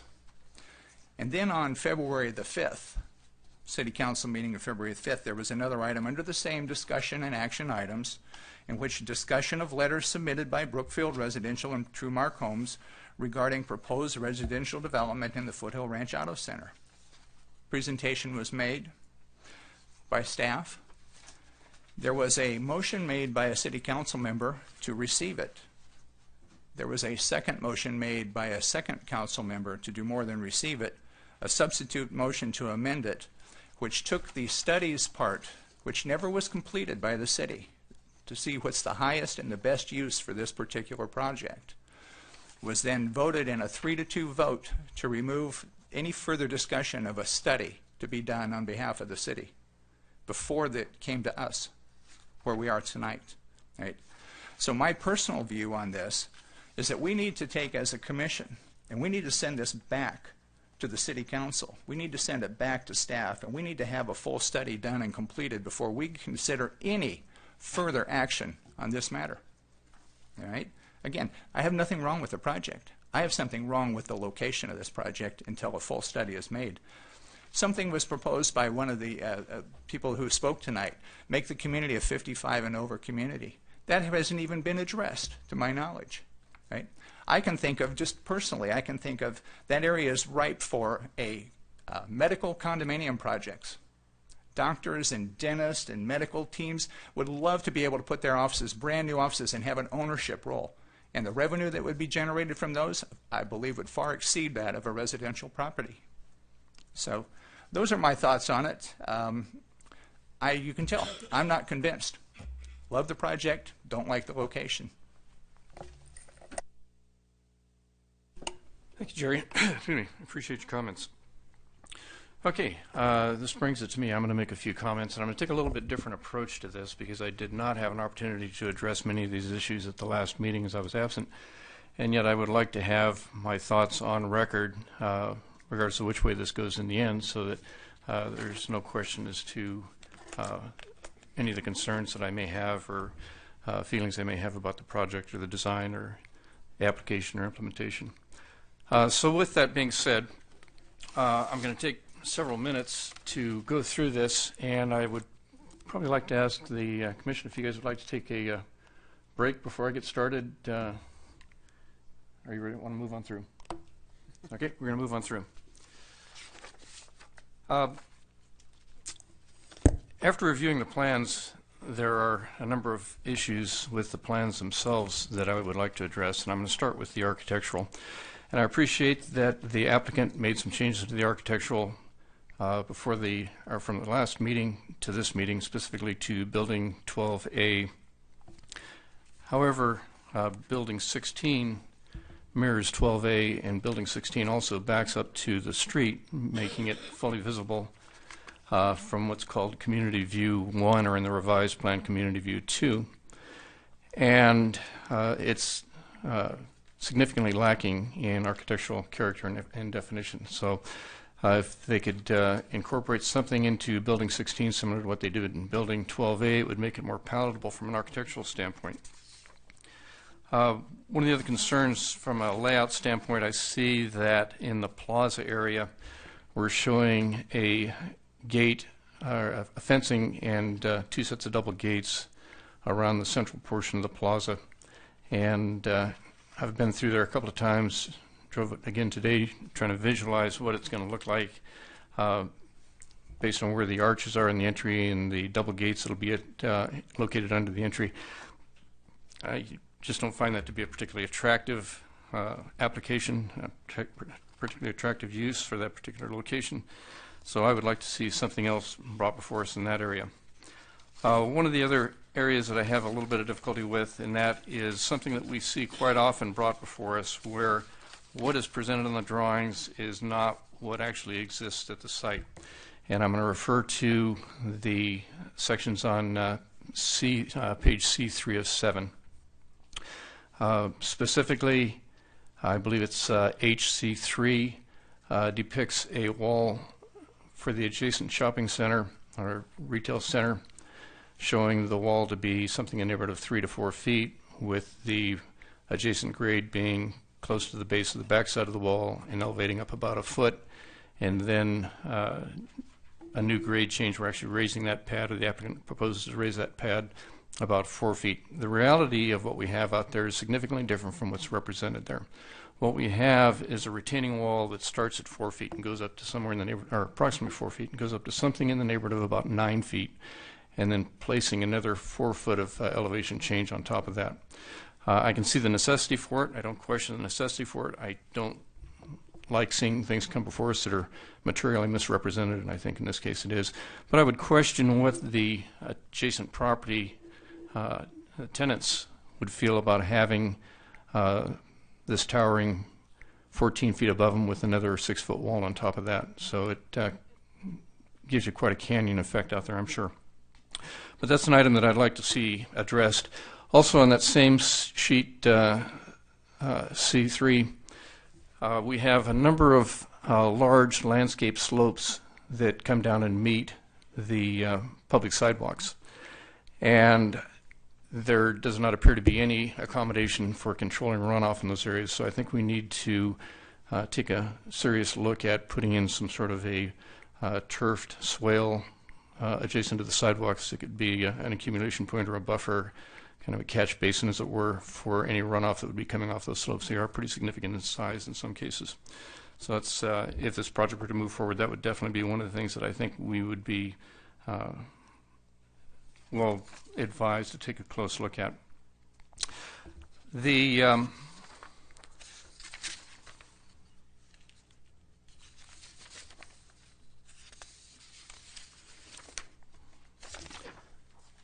let's talk about the parking issues, because the parking issue, in my evaluation of this, actually is significant in driving to considerations for both traffic and for the mitigated negative declaration. The evidence as it exists today in our community, throughout our community, not even sporadically, but throughout the community, is that with high-density housing brings off-site parking problems. We see that as the neighborhoods mature, even with single-family residence properties. It's just exaggerated when we come to condominium projects. And what the analysis prepared and presented before us here this evening does not address, does not even make a hint of addressing, is the change in use as the project ages, as the families grow up. Your school-age children become driving-age children, bring with them another car to the family. It does not address the families moving up economically and being able to move out and move into a single-family residence or some other location, and the properties then turn into rental units. And with rental units becomes a higher density use. And this is even supported in the documents provided to us by the applicant. You can go back and look at the, let me find the page. It's actually on page 394, section D.2.2.C of the development agreement, in which it states that they can have 2 adults per bedroom for every unit. So now all of a sudden we have the potential for a 3-bedroom unit with 6 adults. We have a potential of 2-bedroom unit for 4 adults. With these adults are going to come a percentage, may not be a direct ratio, but there's going to be a percentage of increase in demand for parking. My contention has always been, whether it's this application or any other application, the applicant needs to be responsible for the conditions they create. In this particular case, they are creating a parking condition that they are now going to be looking to the city to address by allowing off-site parking, or, as we heard comments of adjacent property owners allowing parking in their parking lots. I've been through this site many times, and specifically over the last 3 days, I've been past there 4 times at various times of the day. We hear from, we see here, it's presented to us tonight, petitions from business owners, and they're clamoring for more residents. The property directly adjacent to this is stifled business-wise because of the lack of parking. I was in there at 2 o'clock this afternoon. The parking lot was 100% full with 12 cars circulating looking for a place to park. And I also took photographs, which I have on my phone. Didn't have time to print them off. Cars were parked all the way down the street and in the parking lot across the street. What this is an example of is another case of following parking standards that were established by the county that are woefully inadequate for the way Orange County residents lead their lives. We need to act in a manner as a planning commission that reflects the lifestyles that our residents follow and that they've established. Our responsibility, our primary responsibility, is to the residents of this community. We certainly have a responsibility to the business owners to the extent that it creates something that's viable and a plus or a positive for our residents of our community. When I take a look at the analysis on the parking, I've applied a different ratio to it than what the applicant has. The applicant has, for a single bedroom unit, I think they've got 1 unit covered and half a unit uncovered. I'll tell you what it is. Yes, half unit uncovered and 0.2% for guest parking, giving you a 1.7 parking spaces per unit. The 2 bedroom would be 2 covered, no uncovered, 0.2 for guest parking, giving you 2.2. And for a 3 bedroom, and that would be 2 parking in tandem. So they're not proposing, in what was presented to us, in spite of what the applicant said, what was presented to us did not give any additional consideration for tandem use not being fully utilized, or tandem parking not being fully utilized. So a little misrepresentation of the facts that are presented before us here, representation of it, I should say. On the 3 bedroom unit, they do have side-by-side parking, and then they offer another half parking space open, 0.2 guests, giving a 2.7. Based on what we see in our community, based on what we see on page 394, these are pretty significantly under achieving what we need, where we need to be. Something more reasonable is probably 1 covered, 1 open for a 1 bedroom. A tandem garage would be 2 covered, 1 open, and a 3 bedroom would probably be 2 plus 1. In addition, as your unit size increases, your potential demand for guest parking increases. So to simply add a straight across the board 0.2 is pretty unrealistic, and I think there should be a change in that, as well as a sliding scale based on the number of units. Not to bore you with any more analysis on that, my breakdown came out to this project needing 526.6 spaces. The applicant has provided 354.4, leaving us short about 172 spaces. Now, the applicant made another statement that they were entitled to a parking reduction based on code. Another significant misrepresentation, because if you read the development agreement specifically states in section 8.13 that the developer has waived his rights to any parking adjustments. So we need to make sure that when we hear the words, we know how they relate to what's being presented before us.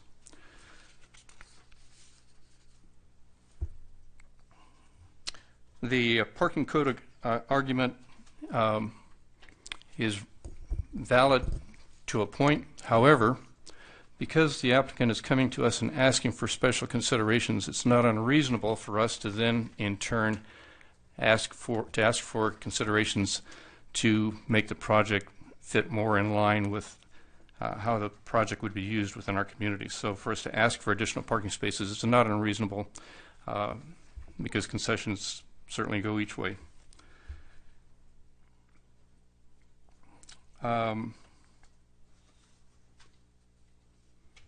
Also, there was a comment about no significant impact to the intersections, level of service for the intersections. That's actually not correct. There is significant impacts to 2 intersections specifically, intersection number 3 and intersection number 11, both of which approach service level D, level of service D, based on the data that the applicant has provided, which I think is a gross understatement. Even at today's standard, or today's occupancy, if it were to fill up today, it would be an understatement. If you look at the neighborhood maturing, You look at another fact that nobody has mentioned, and that is that the school district does not plan to build a school in this area. The school district, as far as I know, they're not providing busing. If they are, somebody needs to provide some information on that. But what that means, because they're not going to provide a school in the area, that means that all of these families with children now are going to start driving their children to school. I live in a neighborhood where the school traffic is extremely high. People shortcut through our neighborhood to be able to drop their kids off at Serrano. And kids don't walk 3 blocks. They jump in a car and they ride. So if you factor in the conditions with potential school traffic, you factor in the underestimation of a matured neighborhood traffic, the traffic analysis could easily be understated by 50%, and that would leave us more than a 200% deviation between the difference that the applicant has presented and what we could potentially see in the real world. So those are some significant numbers that we need to take into consideration. That is pertaining specifically to parking. So what that means now, we actually have 2 elements that are presented to us here this evening that would prohibit us from being able to find,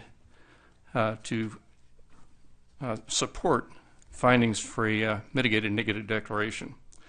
So I need to make sure that that is understood. Also, looking at the tentative track map, you know, Mal, we had talked a little earlier about the linkage of the tentative track map to the development agreement, and actually any of the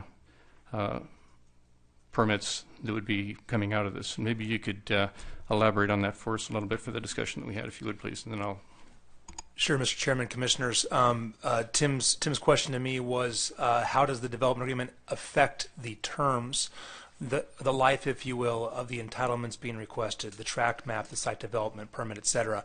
And the answer is actually found in Section 7.8 of the development agreement, which makes the terms of the entitlements coincident with the term of the development agreement, which is 5 years.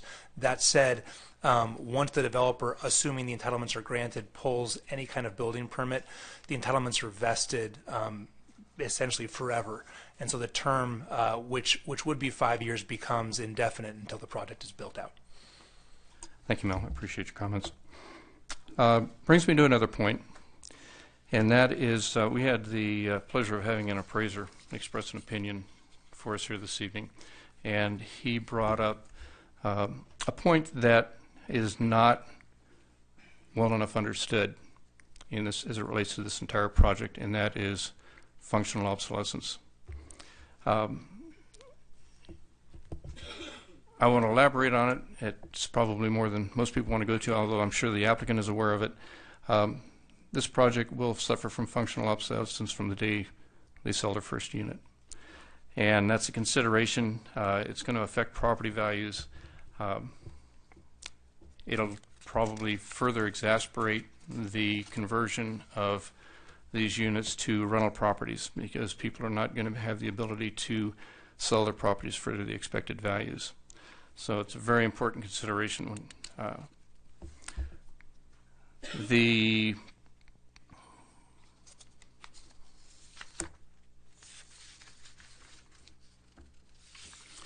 actually, I've got several more pages here. I think I've probably said enough. I've got my important points on record, which I wanted to do.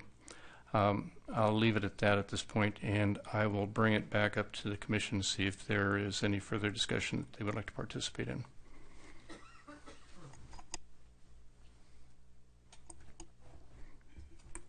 Charles. Just very briefly, the last comment that I wanted to make earlier and kind of faded out because I couldn't remember what it was, couldn't find it in my own notes.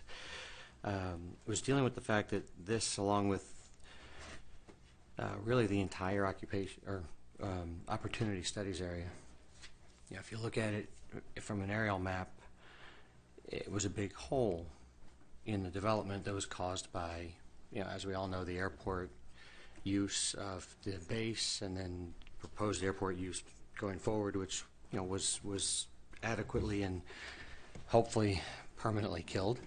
But that aside, the development through there was very similar in its lack of proper planning to the development that the county failed to do down at El Toro and Rockfield, and kind of coming in through Raymond and whatnot, which this commission, as it was constituted prior to my time, I think it basically was about the time that Mr. Anderson was coming on board that was really getting heated. But that whole, it was ugly.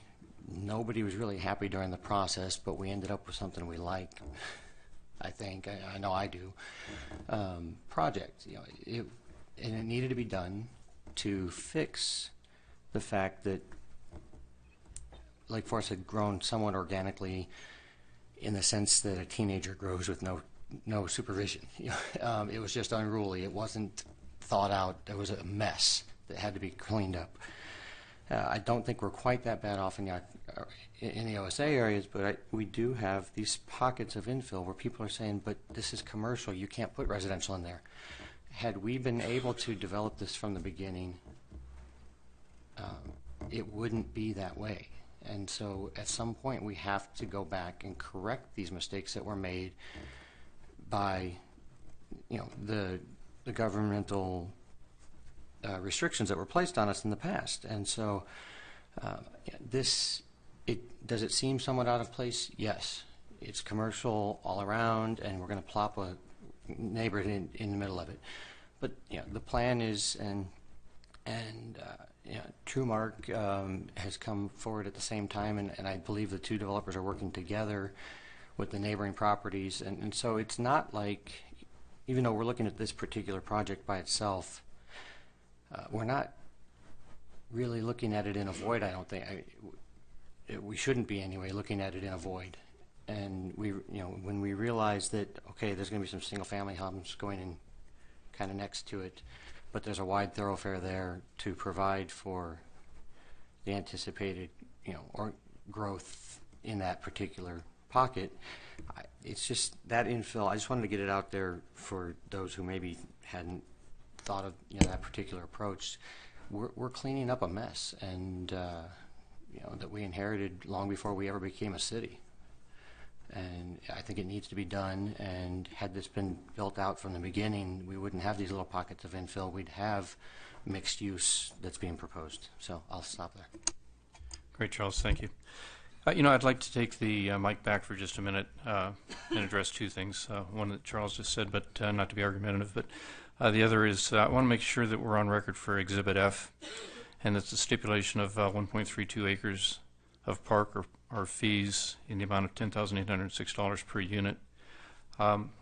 And I talked with staff and got a confirmation that this does not set up the opportunity or constitute a future financial district assessment for the homeowners. That would not come through the would not pass through the city. So I want to make sure that we're on record that we recognize that financial district assessment is not going to be an appropriate consideration to either cover the park fees or in lieu of. As far as this location and the county was involved, actually this planning commission reviewed and approved the application for the auto center that exists there. So they're just for a timeline for your own reference. In fact, we were involved in that, and it is a little different. It's not under the purview of the county at that time. Okay. Certainly. Just quickly, it wasn't in any way attempting to imply that you've not been involved in the development of what's there. It was much more so that the body that is, this body in its lifeline was limited in what could be considered by flyover rules, etc. And so there was, at the time that those projects were coming forward, it was pursuant to a master plan that we're being asked to consider changing, but that master plan was created in an environment where this couldn't be used for anything but commercial. That's all I was pointing out. Respectfully noted. Thank you. Okay. We've completed our discussion. Any further comments? Anybody like to make a motion? You know, I'll try. Okay, Andrew. So I would like to, I think it's item number 1, recommended action, adopt the 6 resolutions, 1 through 6, listed in the agenda. Should I say it another way? Are you making a motion for 1 through 6? Yes. I would like to suggest that we need to take each of the 6 individually, please.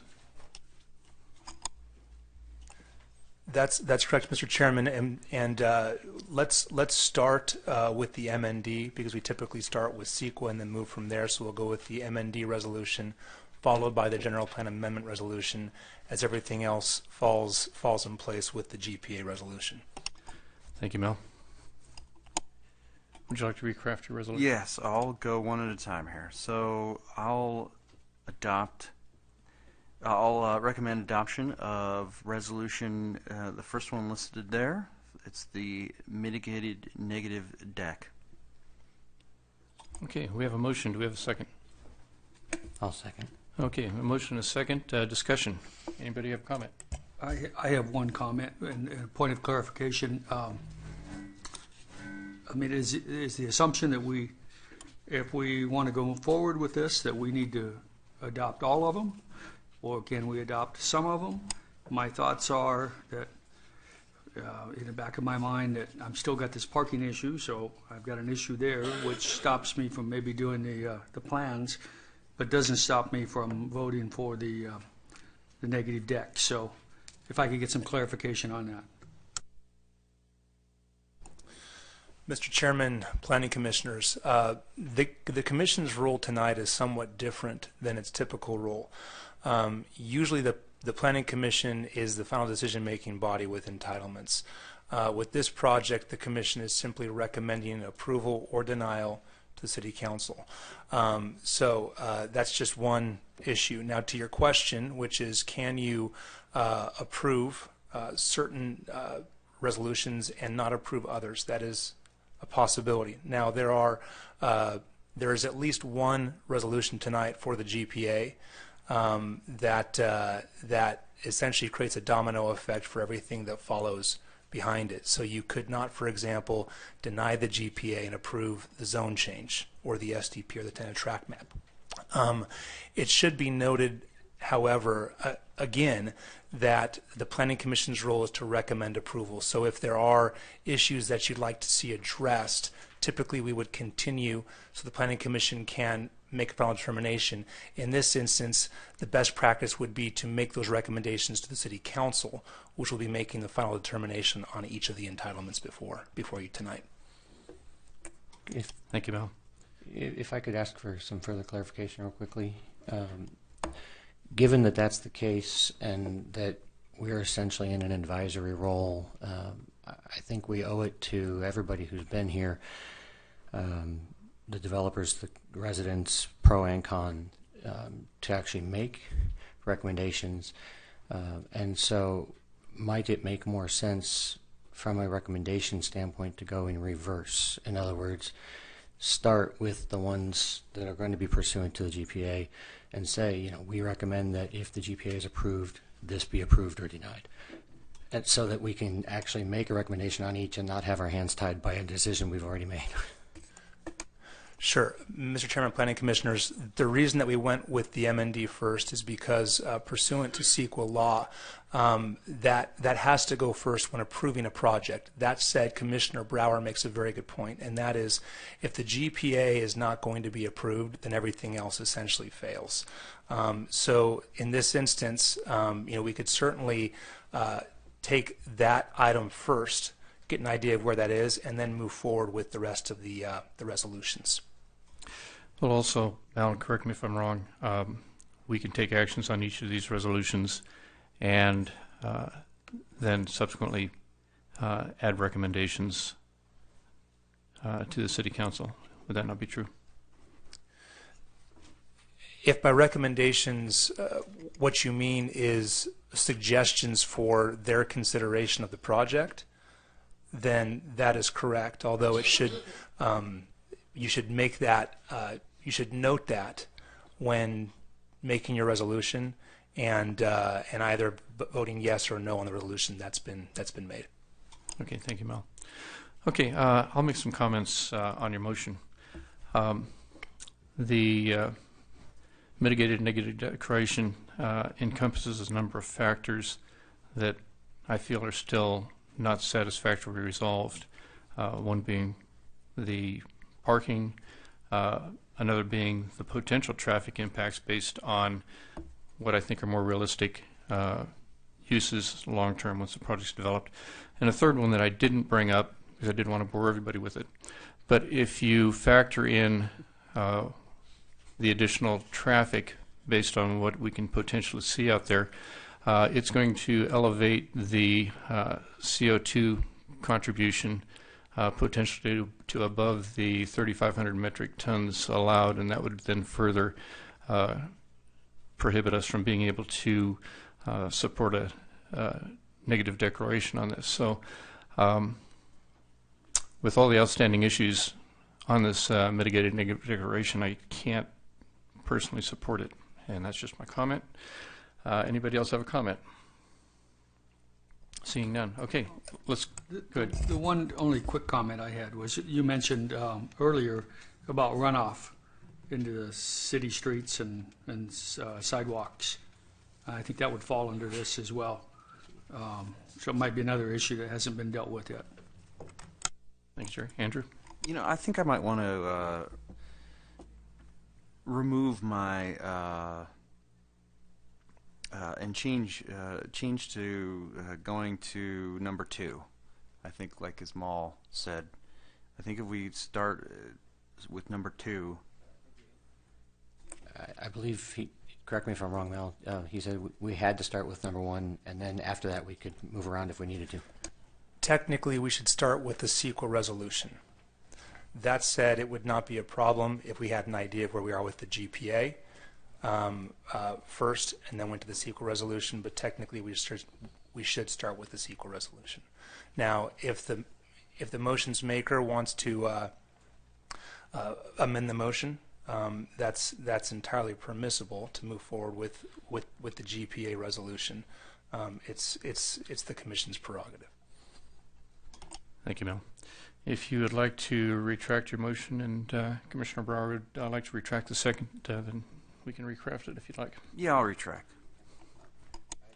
I'm fine. Okay. Do I hear a? I have a comment then. Since the motion's been retracted, I said in my remarks, and I'm going to reiterate, that we're in an advisory role here, and it sounds to me like we've got some concerns that have not been adequately decided. I stated that I think this needs to go back to the City Council and needs to go back for the reason, and back to staff, back for the reason to explore extensively through a study other uses for this property.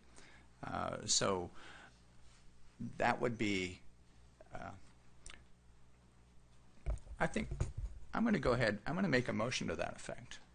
That's what we do here tonight, that we turn that around and we send this back to staff and back to the City Council to get a study done so that we then are able to move forward and just take it from there.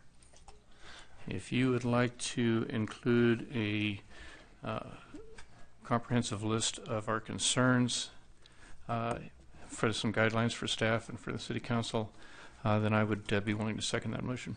Mr. Chairman and Commissioners, respectfully, if I can just chime in, pursuant to the Brown Act, only those items that have been listed on the agenda can be acted on.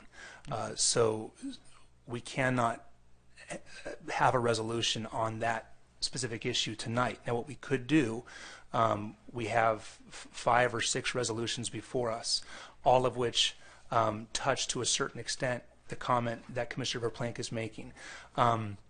as part of the resolution and the recommendation to council whether to approve or deny, we can make that a suggestion for council to take a look at. But the only items before the commission tonight are those that are listed in the agenda. Fair enough. Thank you for the clarification. So Mel, if we make a motion to approve or deny any one of these elements, then we have basically taken the removed the opportunity to have this reviewed further and brought back to us with what the applicant may see as possible mitigation to some of the concerns that we have. Would that be correct, or no? Action on the resolutions would transfer jurisdiction to the city council, who has final jurisdiction over all these matters. Thank you, Mel. One comment. Jerry. But we do have the option of continuing the item if we need more resolution. For one thing, staff has not had time to look over the current changes. So there's some, certainly there was some confusion about the numbers of parking places that are currently available, what's changed with those. And if we were to continue the item, it would give us more time to go through some of these things, similar to what Commissioner Raplank had mentioned.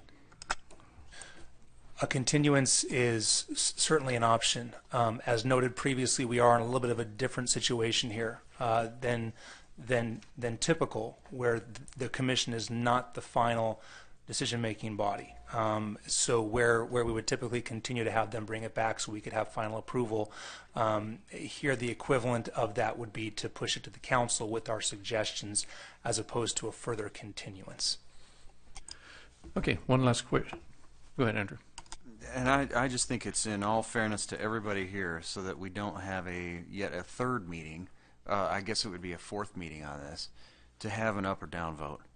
And so I think it's only fair to everyone here, the applicant, residents for and against, the organizations for and against. I'm strongly recommending to my fellow planning commissioners that we do not continue this item anymore, and we just have an up or down vote with some of the we can add all the recommendations that we want, but I just think it's in all fairness, I can't see continuing this item. Thank you, Andrew. One more question for you, Mel, if I may, please. On any item that we vote on here, if we were to vote a denial, a resolution of denial would need to be crafted. And knowing that you were a good Boy Scout and always prepared, I'm sure that can be handled fairly easily. Would that be the appropriate point for us to delineate then the significant concerns we have, whether it be traffic, pollution, water runoff, architectural elevations, whatever the case may be? Sure, it's a good question. You'll note my laptop, which I typically don't have up here. It wasn't just to follow the Heat Spurs game during the hearing, but the Spurs did win.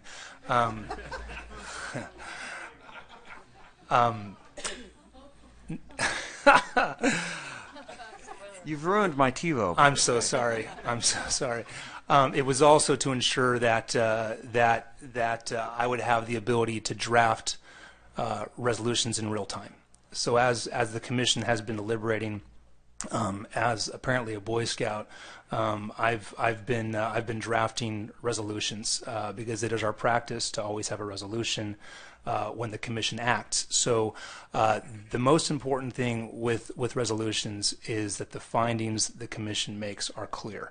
So whatever we do tonight, I would like to walk the commission through those findings, if it's approval or denial.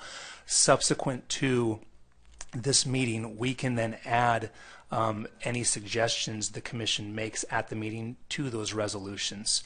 But the important thing tonight is that when the motion is made, that we walk through those findings in the resolutions that either we have in the packet or that I've drafted in case it goes opposite staff's recommendation. Okay, thank you, Mel. Okay, we have heard from Mel again. I think it's helped clear up a lot of issues for us. I would concur with Commissioner, with Andrew, that I guess I can call you Commissioner Hamilton County, that we Yes, need to Chairman move ahead Hughes. for the benefit of all parties involved. We need to take this on. It's going to go there whether we take it there or not, so it would probably be appropriate for us to go ahead and take an action on it. That being said, we are once again open for a resolution or a motion on resolution number 1, which is the mitigated negative declaration. Do I hear a motion? Well, I think I want to do I want to make a motion to adopt the GPA, the General Plan Amendment, stated as item number 2 in the agenda.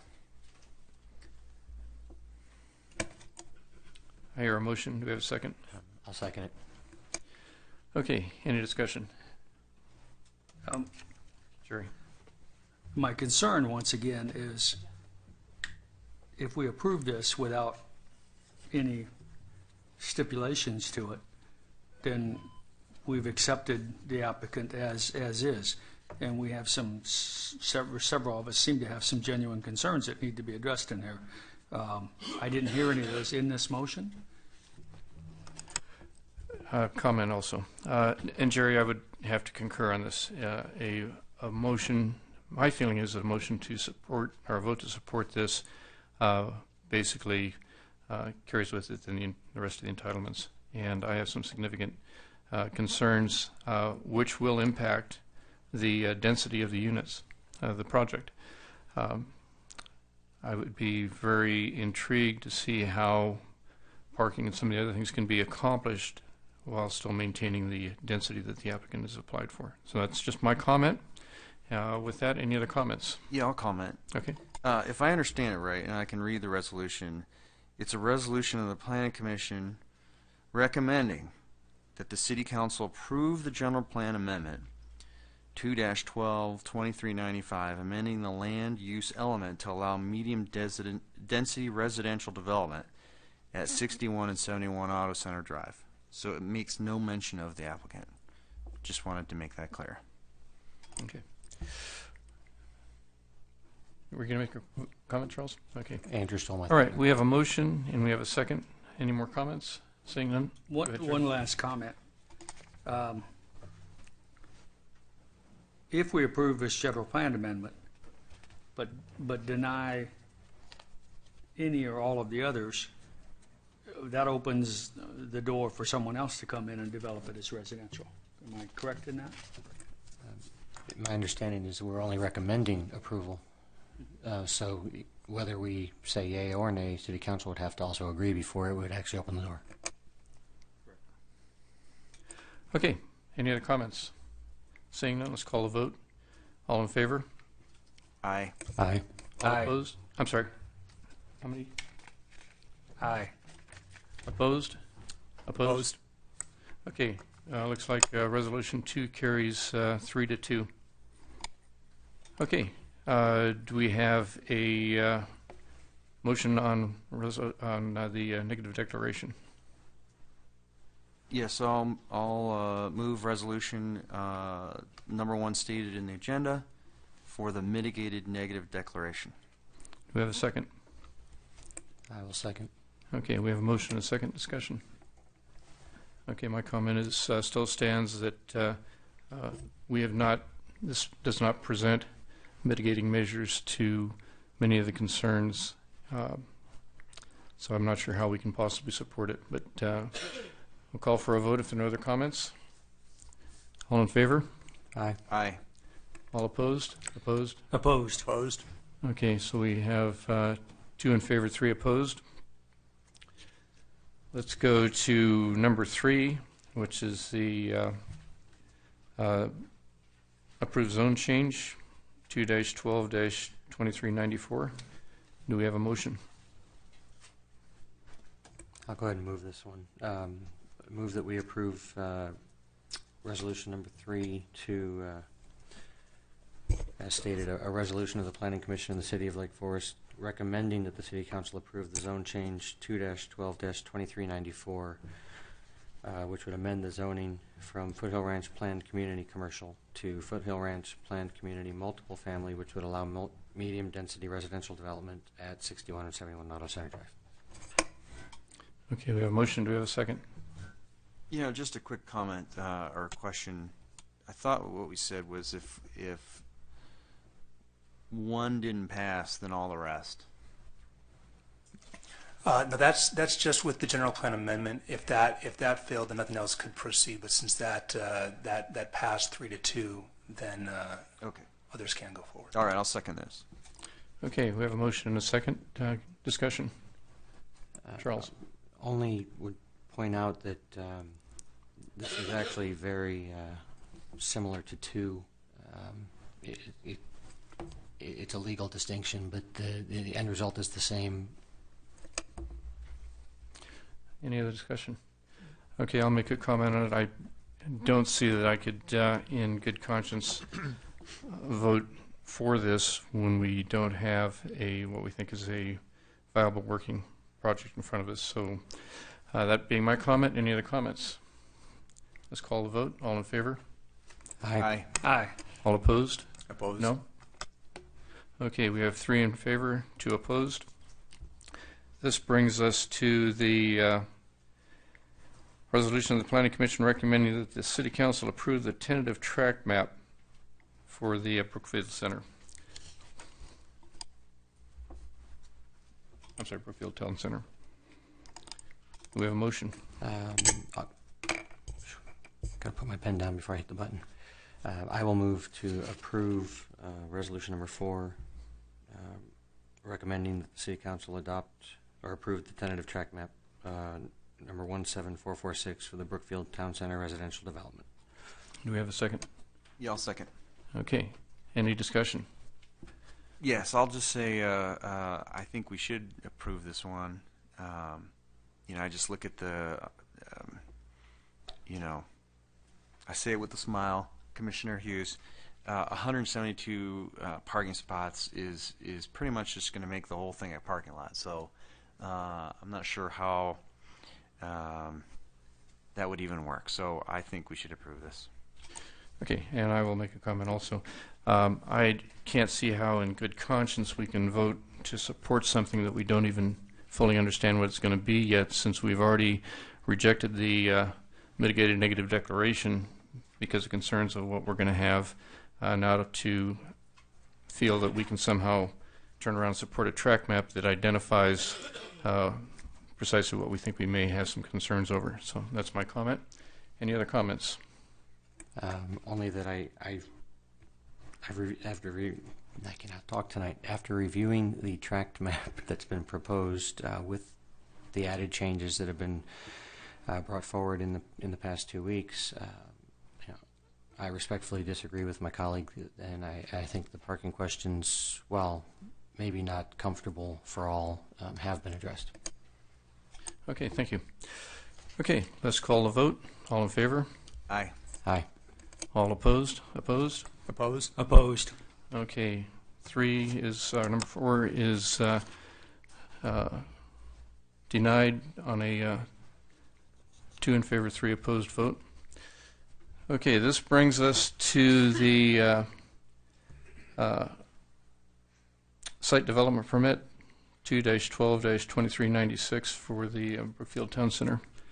And do we have a motion on this item? Yeah, I'll move resolution approving site development permit 2-12-2396. Thank you. Do we have a second? I will second. Okay, we have a motion and a second. Comments? Yeah, if I Charles. Just again, you know, the developer has even the staff has basically, the staff reports the recommendations that we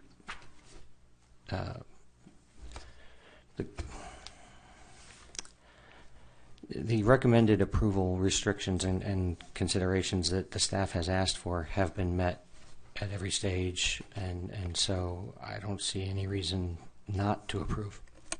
Thank you, Charles. Any other comments? Okay, I'll make a comment.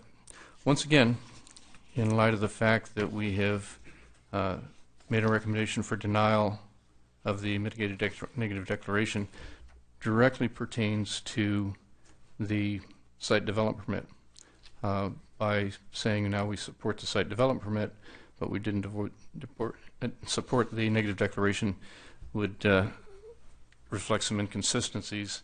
And until there's a resolution of the outstanding considerations and concerns, once again, I could not support the approval of the site development permit. You know, I'll have any other comments? Yeah, I'll add a little bit.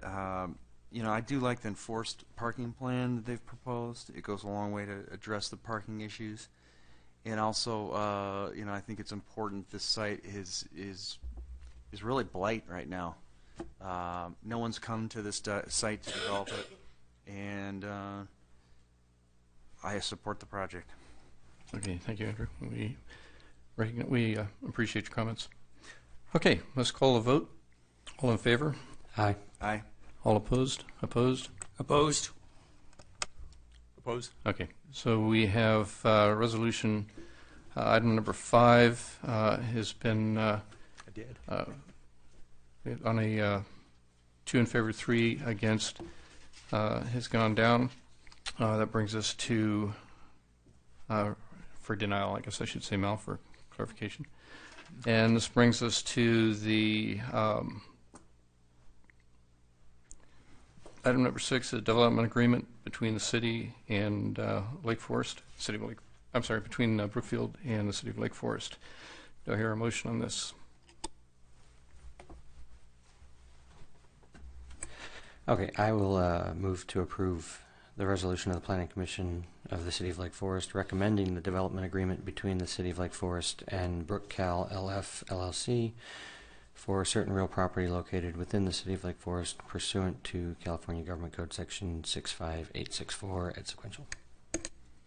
Okay, we have a motion. Do we have a second? Second. Comments? Charles? Just in support of having so moved, yeah, while I understand that it's not our place to deal with the finances, we're asked to recommend yea or nay on the development agreement, and at the end of the day, the development agreement to me is about making sure that A, the development is within the guidelines we want, and B, provides benefit to the city, and those funds go a long way towards me believing that this provides more benefit than detriment. Thank you, Charles. Any other comments? Yeah, I'm going to go ahead and comment. Okay. Probably not necessary, but I'm going to do it anyway. I've been opposed to the project, and I'm going to be opposed to the development agreement as well, only for that basis. Again, and I'll state it again, the developer has been good to work with. The project itself isn't inherently bad, but it's not the right project for this. It's going to get in there, and that's obvious tonight. It's not going to get in there with my vote. That's all. Okay, I appreciate your comments. I do have a comment on this one also, and there is a material problem with approving this, and that material problem exists on page 22, section 8.1. 22, section 8.1 entitles this property, if this agreement is supported, entitles the developer to 145 units minimum, 159 or 57 units maximum, I believe. The problem I have with it is we don't know how we're going to address what we think are material and significant issues that still have not been resolved by this planning commission. Will have to be addressed by the city council. Based on that one section alone, we can't in good conscience recommend approval for this document, because it now then eliminates consideration or limits consideration for all the other significant areas that we've been discussing at length over the last 3 meetings. So with that comment, I will call for a vote. Can I add a comment? This is a very resident-friendly resolution. A $5.8 million resident-friendly resolution. Sports parks, schools. Hopefully the city council would use some of the funds to mitigate traffic and maybe even enhance traffic flow within our city. So I'm in support of this item. Great, thank you, Andrew. Yeah, if I could make one comment too. Sure, Jerry. You know, I feel like I'm in a tough position here because I really like the project, and I hate to have to vote no on these things because there's a few outstanding issues that aren't settled. And I'd like to just go on record that, you know, we've done these many times in the past, and we've had developers come through, and we've been able to work out all of the problems, and we've had the time to do it. But being in this case, we seem to be in a different situation. We're doing this thing in a different order than we've done in the past, and it's forcing us to make a decision or make a recommendation without having worked through all of the issues. That's where I'm at. Thank you, Jerry. Appreciate your comments. Any other comments? Seeing none, we'll call the vote. All in favor? Aye. Okay. All opposed? Opposed? Opposed. Opposed. Okay. We are denying this item on a vote of 2 to 3. And if I may at this point, Mel, I think you've heard the concerns for the different items. Would you be able to craft our concerns into the motions for denial for the items that were denied? Yes, Mr. Commissioner and or Chairman and Commissioners, it's been a long night. I know that staff and I have been taking copious notes. We will include those in the resolutions for both approval. I guess approval's already been drafted, but for denial, and push those forward to the City Council as written recommendations from the Commission. Now, one bit of housekeeping. The public hearing, I don't believe, was closed. So if we can take care of that, then I think we're official.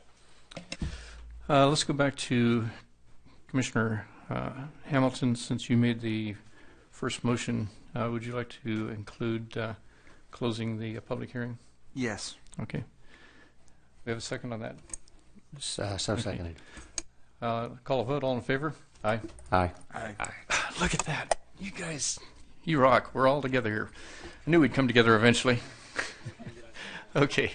With that, let's give Mal a little time to work on crafting some resolutions. He's a pretty crafty guy.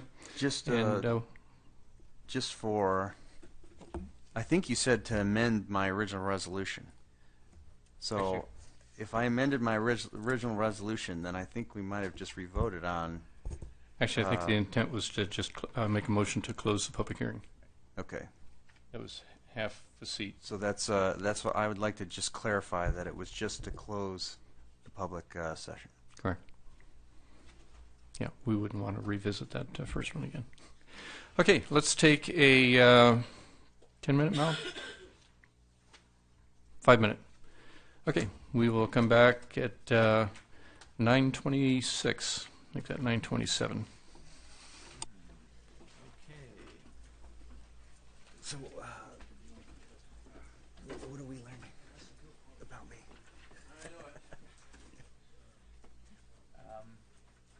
You're more knowledgeable than I thought. Yeah. Okay, it looks like Mal is ready for us, so I would like to ask all the commissioners to please be seated, and we will reconvene this.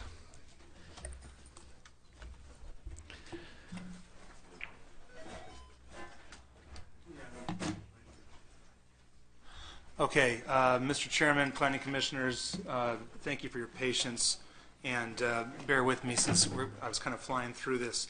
What I want to do is walk you through primarily just the findings for each resolution, because that's really what has legal weight. We will add the comments that we noted subsequently. So the first resolution is the resolution denying the mitigated negative declaration. I'll scroll down here to the primary finding and just read that there in section 2. Based on the entire record before the Planning Commission, including all written and oral evidence presented to the Planning Commission, the Planning Commission hereby recommends the City Council not adopt the proposed mitigated negative declaration. or the MMRP.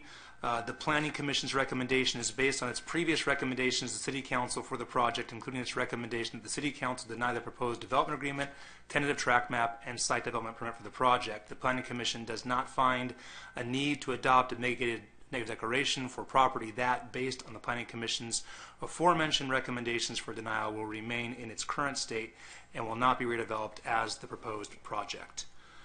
So assuming that that is sufficient to move forward, that will be the guts, essentially, of the resolution that goes forward to the City Council. Next, we have the tentative tract map resolution. Again, there's the title. Scroll down to the second page for the findings, and this is fairly simple. There are two findings that are relevant here. The first, the site is not physically suitable for the proposed type of development. The finding there, the site is substantially surrounded by existing commercial development and major arterials. The surrounding properties, coupled with the insufficient parking on site, make this site unsuitable for the proposed residential development. Second, the requirements of CEQA have not been satisfied. The MND for the project was not approved. Therefore, the requirements of CEQA have not been satisfied. And my apologies for abbreviations, but I will keep doing it. The final, or the third resolution is the site development permit resolution. There's the title, recitals. Once again, scroll down to the second page to find the Planning Commission's action based on two findings. First, CEQA. The approval of the permit application is not in compliance with the requirements of CEQA, in that the mitigated negative deck for the project was not approved. Therefore, the requirements of CEQA have not been satisfied. Second, compatibility. The Commission is required to find that the location, size, design, and operating characteristics of the use will not create significant noise, traffic, or other conditions, or situations that may be objectionable, detrimental, or incompatible with other permitted uses in the vicinity. The finding, the site is substantially surrounded by existing commercial development and major arterials. The surrounding properties, coupled with the insufficient parking on site, make this site unsuitable for the proposed residential development. And finally, we have the development agreement resolution. Once again, there's the title, followed by just the basic recitals. And just for the Commission's knowledge, these recitals are almost verbatim of the recitals that were in the approval resolutions in your packet. They're just turned into denial recitals, so there's not much difference there. The findings there, CEQA. The proposed development agreement is not in compliance with the requirements of CEQA, in that the MND for the project was not approved. Therefore, the requirements of CEQA have not been satisfied. Finally, a health, safety, and welfare finding that the proposed development does not promote the public safety and welfare, in that it is located on a site that is insufficient for the amount of proposed residents, thereby resulting in a significant parking deficiency. So those are your four resolutions, and we will add the Commission's comments and suggestions to the Council to the final resolutions that go forward to the City Council for recommendation. Okay, and would you like us to make a motion on each of these at this point, or can we do them, since we've come to this point, can we do these as just as one package? One package? Yeah. Okay. All right. Thank you, Mal. Well done. Well done.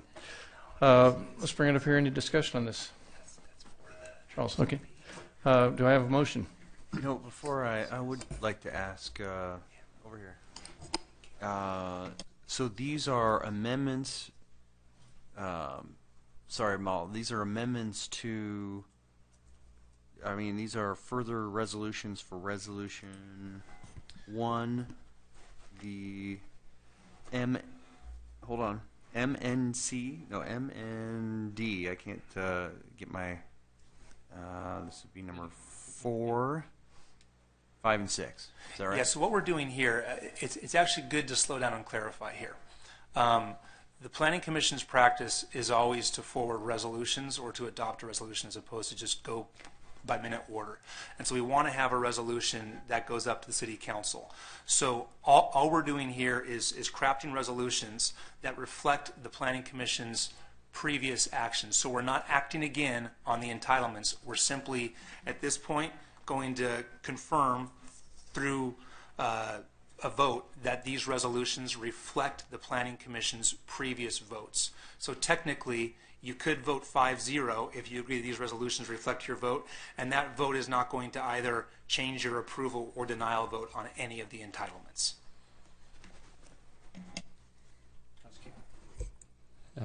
Unless Okay, I will, that being said. I was just going to go ahead and bring the motion unless you wanted to. Okay, Charles, go ahead and make a motion. Okay, I would move that we adopt, or that we approve, rather, the resolutions as drafted and submit them to the City Council. Approve a resolution of denial. Is that right? Yes. Okay.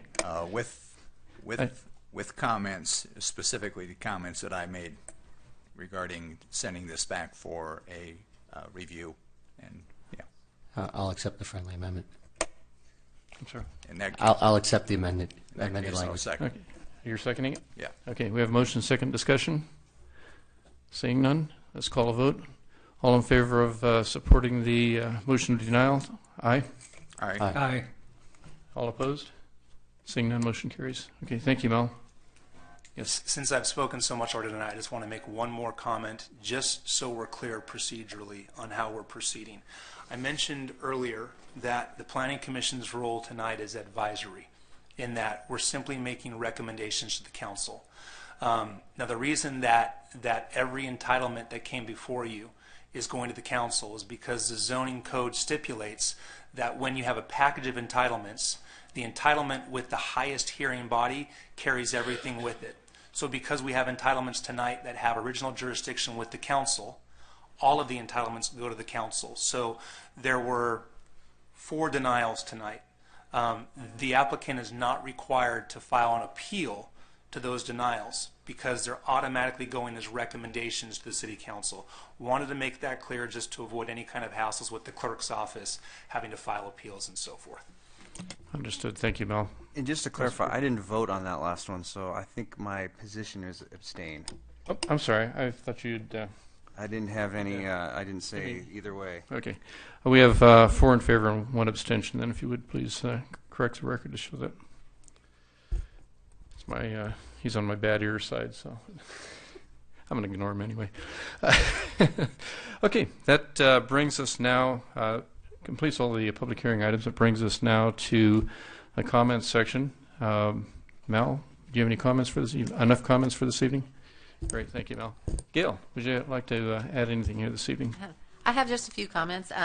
On our upcoming Planning Commission agendas, as we head into the summer season, we do have some really full agendas for the Commission. We have the first of the Baker Ranch projects coming through.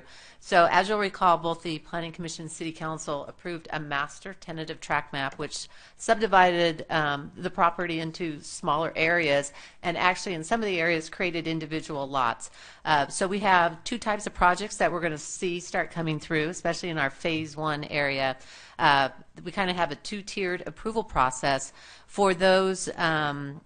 Some of the areas on the original subdivision map did not have ultimate subdivision. So we're seeing subsequent subdivisions for products like motor courts or a 4-pack. Those will be coming back to the Commission, both the map and the site development permit that goes with it. And for some of the areas, we're seeing multifamily development come in, so that also is going back to the Commission. For those projects that just have already been subdivided, the streets, the slopes, the landscape, you know, we've had a lot of approvals so far. Those are covered by administrative approval under the area plan, but we're going to bring the first back to you so that you can get a look at how the single-family production lots are going to be coming. So just keep that in mind as you make your summer plans, and please let us know if you're not going to be at a meeting, but we can expect to have quite a few items on the agenda. We are standardizing the staff report, so it won't be like, oh, this one's completely different than that. So we're using a lot of the same background information, and we'll actually go in and perhaps highlight on some of the reports when we are providing the same information for you so that you'll know. It helps the members of the public who may be seeing an item for the first time, but you will realize that the first several pages of the report are the same background information about the OSA, and we're going to continually provide that to you. Thank you, Gil. I think. Cheryl, would you like to contribute anything? I know Peggy doesn't want to say anything. Let's start down here with you, Jerry. I have no comment. Andrew. Yeah, I just wanted to thank everyone for coming out tonight.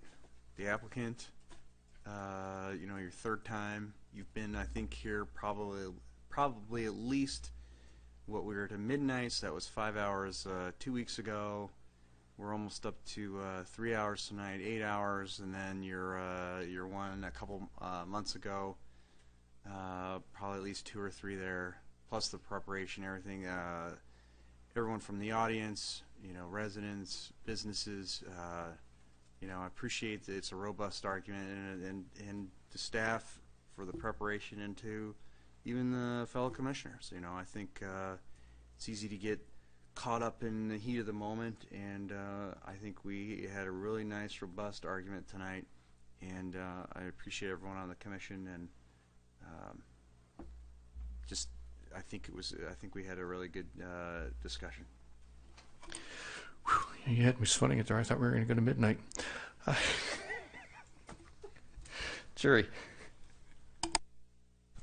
I will be here next meeting, which is just next week, but I will be out of town on June 27th. That's the only comment I have for tonight. Thanks, Jerry.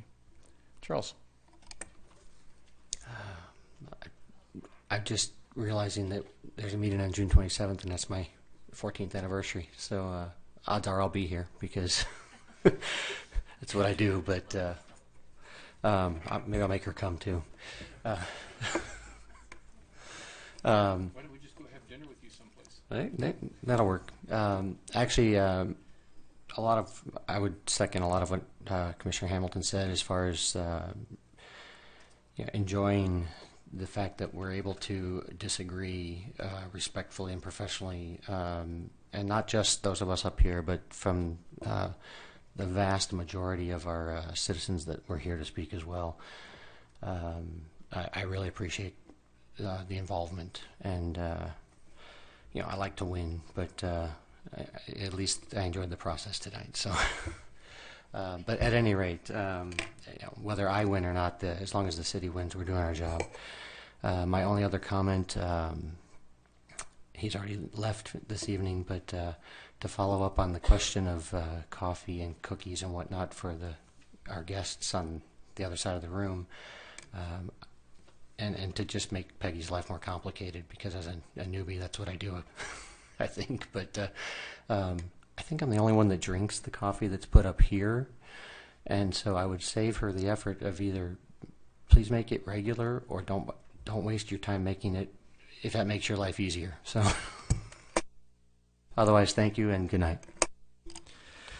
Forgive me, Charles, I had a difficult time hearing what you were saying. Your tone of your voice is at that level that, at least this week, I'm having a hard time hearing. So I don't know whether I should disagree with you or not. So for the sake of expedience, I'll pretend like I agree with you here this evening on that comment. I'd like to thank everybody for showing up. It is really, really important for the community to show up, express their opinions, help us to understand where you want us to go with things. We are here to represent you, and I've been doing this now for, I think, over 20 years. Is that about right, Gail? 21 years, something like that. We're getting better turnouts now in the last few meetings than we have in quite a few years, and it's really beneficial because our job is to represent you. So thank you very much for that. Thank all my commissioners this evening for the demeanor that was carried out throughout the meeting. There were disagreements, and yet everybody was allowed to give their opinions and respected for their opinions, and as it should be. So just another example of how this commission functions well, whether we happen to agree or not. With that, my only other comment is I am kind of on a day-to-day on deployment, so right now I'm scheduled to be here next week, but that may change tomorrow.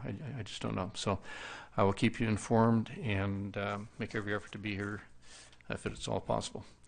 With that, I'd like to thank everybody once again, and we'll close the public hearing, or the Planning Commission meeting, until the next regularly scheduled meeting.